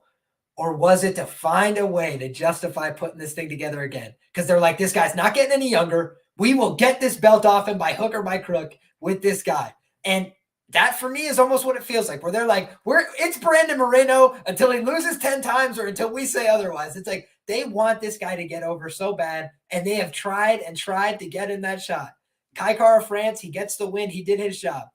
James Krause situation blows up. He doesn't stick around to, wait for the grenade to go off like a couple other people did. He was like, all right, I can't be here. I'm out of here. Pivoted. He's gone to a bunch of different camps, trained with a lot of really high-level fighters. You see who he's getting work in with. The people who talk about him say he's got a top-level work ethic. So he does everything right in the training. You don't expect a regression in his game. If anything, I expect he's going to be getting better. He's gone to see a ton of different coaches, got different looks, different training. Could only improve his game as far as I'm concerned. Frankly, I think the James Krause performance was not among his best performances. I thought that performance against Kai Kara-France was okay, but I thought it was a little bit discombobulated. I thought it was a little bit too live by the sword, die by the sword on the feet. Do I expect him to do that against Figgy? No, because he's shown when I try to take this guy down, I can take him down. It's not going to be easy, but I can do it. I can force him to work there. I can make him work at a high pace rate. I think all those things make it interesting for the younger guy who's coming in here. You're not laying minus 185 like you had to in the last iteration. Now you're getting a little bit of that shorter price. I think some bettors realize that, and they're coming in on the younger fighter here to get it done. Granted, you mentioned home field advantage. That's the one thing. You got to be cognizant of that. Do they rob him on the cards? It's possible. It's possible. But I think that we've also seen Brandon Moreno is capable of finishing this man. So can't write that off either. Yeah, you were talking about the age difference. Prince of Mischief saying last time Figgy fought someone not named Moreno, he was 32. Now he's 35. When I heard that, I was shook. Yeah, I mean, so a little bit tricky. He's got a mid-December birthday, Figueiredo. So they fought right like a week before that the first time, and they fought a month after that birthday the second time. So, but still, I mean, it's been a crazy run of them fighting in 2020, 21, 22, and 2023 in succession for Figueiredo. Pretty insane fight. So I'm excited. This is the fight I'm most excited for in the entire 15-fight card as it stands because they're so evenly matched. It's just going to be so much fun to see this high-level flyweight fight, and I love flyweight. So, all right, we got 3 people on Figueiredo. We got my guy Liam on Moreno. I like all of the points these guys have made, and 38 live viewers in the chat. I appreciate each and every one of you spending your time with us for the panel for UFC 283, and we've made it to the main event. Fight number 15, we are finally here, and they failed to secure a new light heavyweight champion, last December with the was that a majority draw or a split draw for Jan Blachowicz and Magomed Ankalaev? So now Angry Dana runs it right back in the post-fight conference and says Glover Teixeira versus Jamal Hill. Winner takes the gold in Brazil. And, man, another age discrepancy here at light heavyweight. We've got Jamal Hill, 31 years old, and 43-year-old Glover Teixeira. This is a very big age difference, but we know the game. We know Jamal Hill wants to keep this standing. He's more of a primarily a boxer type of striker. Very accurate, though. Big guy for the weight class. Glover Teixeira, wants to get this thing close. He's got a couple of old man, combinations he throws, but striking not the best. He just wants to get in close that distance and drag this fight to the ground where he's a smothering wrestler with a high-level BJJ game. So let's kick this off with my guy, Mike, CouchWarrior Podcast. Can you please break this fight down? Tell us who you think is going to win and any action you have in this fight. Hell yeah, bro. So no action just yet. I'm waiting on the line, but I'm with Grandpa. I'm riding with Grandpa. Now, when the whole drama broke out, right? Like the draw, whatnot, and then Dana announced it. I was like, all right. Like my initial reaction was Hill because I was gonna react to that. What? How? Have you ever seen Prediction Guru inhaling weed balloons? No, you haven't. What the fuck are you talking about? It's all good. But yeah, my gut reaction to this was Jamal Hill. And then I watched the cool hype up videos of him talking about it, and I was like, Hill. And then I taped it, and I think Glover's gonna beat him.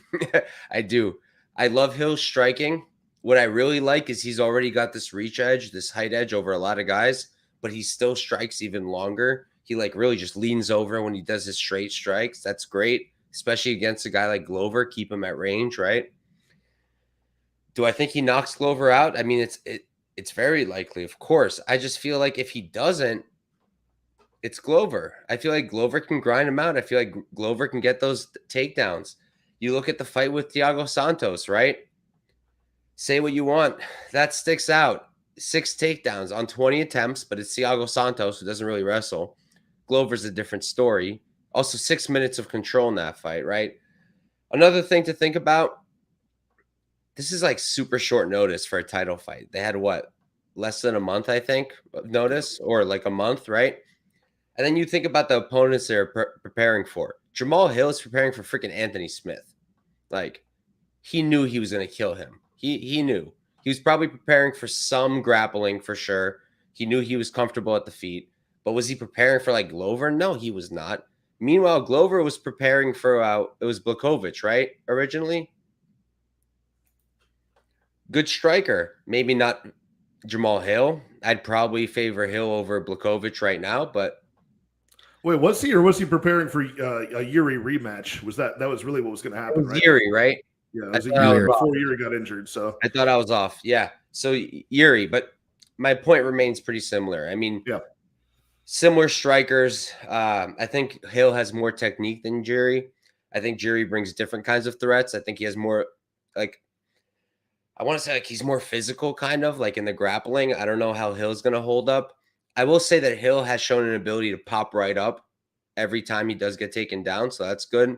But if I'm getting plus money, I'm probably riding with Grandpa. I'm going to wait. He's like plus, what is it? I'll tell you guys right now. He's plus 120 and it's climbing on Hill. So I'm going to sit and wait. If I get like plus 140, I'm going to throw a unit on him, cheer for Glover, and I'm not going to be shocked if he gets knocked out. But I think he can get this one. That's probably a good move from a market standpoint. Just wait for this thing to move as the fight night comes forward and more money comes in on Hill as the striker, the younger man, because it starts to get interesting if you look at this through the lens of Glover Teixeira at plus 150 or more, in my opinion. But Gordo, who are you taking in this fight? Who's going to be the new light heavyweight champion on Saturday night? Yeah, and it's hilarious because it's like Mike must have access to my files or something like that, because my breakdown was very, very similar. I have my my plays and fades breakdown ready to go. I just didn't want to upload it because I don't want to make the stream any laggier. So it should be up in like an hour. So you're going to hear the exact same thing on my end. I went in there anticipating, thinking I was going to be on Hill, thinking I was going to go with the more dynamic, younger fighter who's going to try to chin check Glover just like Johnson did, just like Gustafsson was able to finish in the 3rd round. I thought Hill was going to be able to do that. But then the more so I look into it, I think that the takedown defense for Hill is definitely something to be worrisome about here. I think that the level of competition is also something to be worrisome about here. I think that Glover is very, very live in the spot. And as the line climbs, I actually said to myself in my video, if I get plus 140 or plus 150 on Glover Teixeira, I will ride on him there.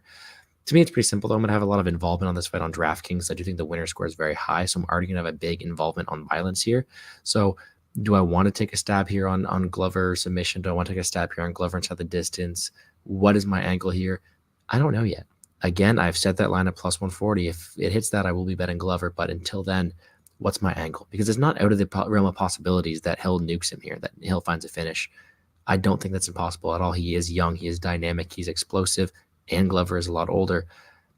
But to me, the most likely outcome is Hill gets a bit too sporadic with his strikes, a bit too overextends a bit too much, gets caught, gets taken down, and from there, it's Glover's world. So official pick is, I said in my video, is actually Hill, but the more I think about it, could be Glover. It's a really close fight, in my opinion. I'm taking whoever's plus money, and I think it's going to be one that's going to deserve a second watch after this, because I think it's going to be super close, super fun, super entertaining. I don't hate that at all, especially looking at that from like an underdog standpoint in this pretty close matchup here. Liam, who do you like in this spot, my man? Well, I'm risking a 3-0 undefeated record betting Glover Teixeira fights in the UFC. So I haven't bet it yet, but I have a feeling that in some form or fashion, I will be on Jamal Hill this weekend. When you talk about Jamal Hill, he's a guy I've had my eye on since he came to the UFC. I think he's an extremely talented guy. I think that he's an extremely gifted athlete in terms of his attributes. He doesn't look very athletic, right? Just in terms of guys in the UFC, he's poked fun at himself. Guys don't like my body. Look at this. And he does the American flag, little banana boat freaking tiny underwear thing. Not a great look, but the point he's trying to make is like, yeah, I don't have, a 6-pack of abs, but I'm an athlete. And when I get in there, people fall down. And he's a freaking huge hitter, guys. Like, in terms of guys that are scary knockout artists at light heavyweight right now, the number one name that guys are not going to call is Jamal Hill. He hits like a truck. He's very, very scary with his dynamic on the feet. Because here's the other thing. Let's say he can't knock you out with the big shots he's throwing. He'll throw 100 of them. He'll throw 150 of them. He is one of the volume guys at light heavyweight that could go out there and over the course of 15 minutes unload with dot, dot, dot, dot at a pretty high clip with good pace and snappy shots. He can mix in kicks. He can throw kicks to the body. And he doesn't throw very wide-ranging kicks. I'm not talking about big looping high kicks and round kicks to the body. He throws mostly teeps, kicks that are hard to get a hold of, kicks that are hard to grab onto and catch. So for Glover Teixeira, is there a clear levels gap on the ground? Yes. Glover is a very good ground player, but can we expect reasonably that Glover Teixeira's best performance has already happened in the UFC? Yeah. And it probably happened a long time ago. And if not, it probably happened last time where he spent a lot of himself trying to get victory. You have to spend yourself for victory in combat sports. There's nothing given to you. There's nothing for free. And he went 5 hard rounds with a young, hungry killer, and he gave a lot, and ultimately he came up short.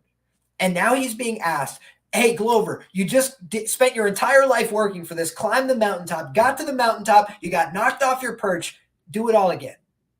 How often does that go well for somebody? Very infrequently. Very infrequently. So is it to say that Glover Teixeira can't take this guy down in the first round and submit him? No, of course he could do that. But did he do that to everybody that he's fought so far? No. Jan Blachowicz was clearly injured. He took him down, I think it was a second-round submission, right? Jan Blachowicz was injured from the early going. You could see by his reactions. Guys, you get can openered every day at jiu-jitsu class, right? It's like the most basic move. All right, 2 hands to the wrist, get it off. Right? It's not that easy, or excuse me, it's not that difficult to deal with. It's not that difficult to get a hold of. He was easily doing that to him, bodied him on the ground. That's not a good look. That's another guy who's his age. That's another guy who's too old to be in there with these young killers, right? He just got handled on the ground by Ankalaev. So I think Blachowicz made a good account of himself, but he showed when it gets later in the fight, he slowed down. When Thiago Santos, it got later in the fight, Glover was fresher than Thiago. Is that something to sell, to hang your hat on? No. Jamal Hill did the same thing. He got taken down. He worked his way back up to his feet, and the other guy was exhausted, and so he beat the heck out of him, right? I'm not saying I'm 100% on the Jamal Hill side. I'm just saying when I think about the fight, how can I ignore these huge glaring holes? How can I ignore these big weaknesses? How can I ignore the fact that prior to this magical run, Glover Teixeira was getting dropped in every fight that he had. Every fight. Win, lose, draw, indifferent. Carl Roberson almost had a knockout win over Glover Teixeira. And y'all are telling me Jamal Hill can't do it. It's like, no, he can't. He is a scary fellow, and guys don't want to get across from him right now. So I think that this is a winnable fight for both guys. That's why it's compelling matchmaking. That's why it's lined closely. But just history would tell you, 43-year-olds don't win a lot of fights in the UFC. And they get knocked out at an alarmingly high rate. So when I see plus money next to Jamal Hill's name to win this fight by knockout, I'd be lying if I said it didn't pique my interest. Because I thought Glover Teixeira was going to get knocked out by Yuri Prohaska. He did a great job. He stood up to a lot of the pressure, a lot of the power, but he ate a ton more significant strikes in a career full of significant strikes. He trains with Ferreira. He's getting freaking left hooked by that guy in the training room. There's nothing that I would like about being Glover Teixeira at this age, in that training environment, and against this killer, except that he can take him down and submit him. So I think the other path for Glover is to take him down, get on top of him, and ground and pound him into oblivion, to just try and get on top of him and finish him quick with ground and pound strikes. But I think that the athleticism gap between a 27-year-old Jamal Hill and Glover Teixeira may be profound. So I like Jamal here. All right, I'm going to tie this up because we had 2 on Grandpa Texeira. I'm with you, Liam, on Jamal Hill, and I have bet it. You did say that plus money. Yeah, you got slight plus money on Jamal Hill by knockout. I like that as well, but I took his money line at minus 115. And I like it a lot. I just think, like you said, how many times does this happen where you got a 43-year-old? Can he peak again? Can he do it again? Can he keep on pulling this rabbit out of his ass, where he's on Queer Street and then he comes back and somehow mauls you to the ground? I think it's very possible. I think it's likely in this fight, but to get that kind of, close to even money on a guy who's so much younger, so much hungrier at this point. I just like the slick technical striking of Jamal Hill. I think it's going to be a huge speed difference, huge accuracy difference. Texeira's got a couple of those stumbling combos where he does like a left hook to like a big overhand to try to close the distance on you. Jamal Hill is that slick southpaw straight left, comes out of nowhere, reaches the target way faster than you think it's going to. He's got a big frame.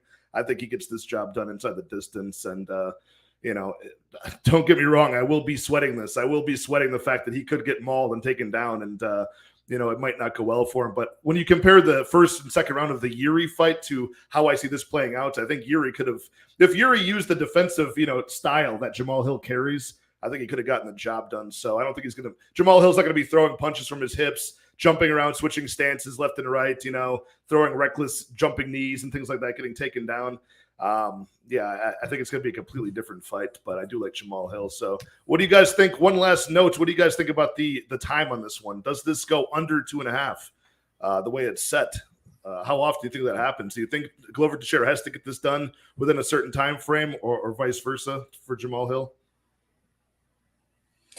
Mike, this one reminds me of a fight that took place several years ago in Brazil where Fabricio Verdum came out and he was bolstered by the crowd. They're behind him. Everybody's going crazy. And he comes out, chasing him down, throwing hammers, swinging. And Stipe Miocic running on the back foot goes, ha! And just throws one right hand that sends him to the land of wind and ghosts. That's what I see. First round knockout. Okay. All right. There you go. How about Mike and Gordo? I don't want to play totals here. I lean violence for sure because just look what we're working with. But also, I would have probably bet my entire house on Jiri and Glover not going the distance. Right. Yeah. Thank God I'm a little bit of a more educated bettor now. I know what I'm doing a little bit more. I did bet Jiri there. I wasn't even watching the fight. I was out, and my brother called me and told me Jiri got a choke, and I thought he was lying to me because that made more sense. But yeah, I don't know how I feel. I do think the under 2.5 makes sense, but nothing I want to play. Yeah, tend to agree. Fight doesn't start round 3, but we'll have to see what kind of other angles we have on the card as well. Yeah, it's going to be a lot of fun, guys, but we did it. We made it through all 15 fights. There's a couple that we talked about, especially in the prelims, that might fall off of this card. Weight cutting issues, people just not showing up, so we'll see what happens. But man, it's that nervous tension of fight week, guys. I can't wait to see how this all materializes on Saturday night. Good to be back in Brazil with the crowd. Thank you all 38 live viewers. I'm going to give each of these guys, starting with GordoGambles, followed by LiamPicksFights, a chance to shout out their platform. You guys know these two already, but in case you don't, make sure you go over and give them both a subscribe and a follow on Twitter. So, Gordo, let the people know what you got going on and where they can find you. Yeah, thank you guys for making this work. I know I showed up a bit fashionably late, and I'm over here tired because I really want to talk these fights with you guys, and I know I'm here a bit tired. I apologize for the lack of energy. Trust me, I am hyped up for this card. And you got a lab in the morning too. You got to be doing science in the morning. I do. Science is no fun, man. These 7:30 a.m. labs. Man, what is wrong with me and my career choices? Either way, I think it's going to be a super fun card this weekend. So I'm super pumped to talk about it with you guys. I'll have to go catch up on the thoughts of the first 2 bouts that I did miss by being late. I'm happy to hear your thoughts there. But you can find all my stuff at GamblesGordo on Twitter and at Plays and Fade Sports on YouTube. I will get my video uploaded hopefully overnight. If not, it'll be after the lab in the morning. You can find all my stuff there, as well as I'm working with Brett Apley and Daily Fan MMA. That is behind a paywall there, but I have my projections there, my written breakdowns, my podcast, all that kind of stuff. You can find all my content there. But again, all my stuff for free at GamblesGordo on Twitter, at Plays and Fade Sports on YouTube. Appreciate the show, and best of luck to everybody this weekend. All right, Liam, let the people know where they can find all of your content, what you got going on. Love it. Appreciate it. Guys, it's always a blast. Had a pleasure speaking with all you gentlemen. I'm going to be updating my notes on some of these fighters as well overnight here. Already have, I think there's 30 fighters on this card. I think I have 16 fighters already profiled out. So still 14 to go for me, which is, it's always daunting when we have these 15 fight cards, but this is what I live for. So all my notes, research, plays as I first make them at the Lab VIP. You guys can find more information in my bio as well, but everywhere at LiamPicksFights, putting out YouTube content as well. My own show will be released a little bit later this week, looking at Thursday night, probably around midnight. So thank you guys so much, and it's been a pleasure. I can't wait to speak about fights with you guys again soon. All right, last but not least, my venerable co-host, Mike, Couch Warrior Podcast. Let the people know on this channel where they can find your content. What else you got going on? I know you're always rocking those regional promotions. So yes, any of that stuff this week? Any extracurriculars this week? So, all right. I mean, if we're going to talk about it, I'm going to boast a little bit. We had Invicta FC tonight. Went pretty well for us. Thank you, Prince of Mischief, keeping me updated on the main event. We did lose that one, but pulled up with profit of just over 2 units. Cashed on Claire Guthrie. I was pretty happy with that bet at plus 185. Anybody who was watching that stuff, but I do regional stuff. It's all on my channel, Couch Warrior Podcast on YouTube. I have a video for Aries FC as well. That's tomorrow. I noticed during this stream, actually, for some reason, Bet Online took down everything except UFC 283. I don't know why. So we'll see if it comes back up. I have one bet up right now. I plan on putting up one more. We'll see if it comes. All my picks are posted at Couch Warrior Pod as soon as I make them. I'm also on Bet MMA. You can track me there. And then tomorrow, I've got a Twitter space with my guy, MMA Propaholic. Pull up to that. It's at 7 p.m. Eastern time. And lastly, this week, I think I'm going to start putting out written content. So I might put something out this week. Look out for that. And yeah, thank you guys for pulling up. Thank you to Liam, to Gordo, to my co-host Pat, and everybody in the chat. I can't believe you stuck with us for this long, so appreciate all of you. Yeah, I'm super excited. First pay-per-view of the year 2023. You guys have a great night. I'll have all of my bets out on my Best Bets and Props video tomorrow, and I'll talk to you guys very, very soon. Enjoy the fights. Good luck on all your betting action. Cheers.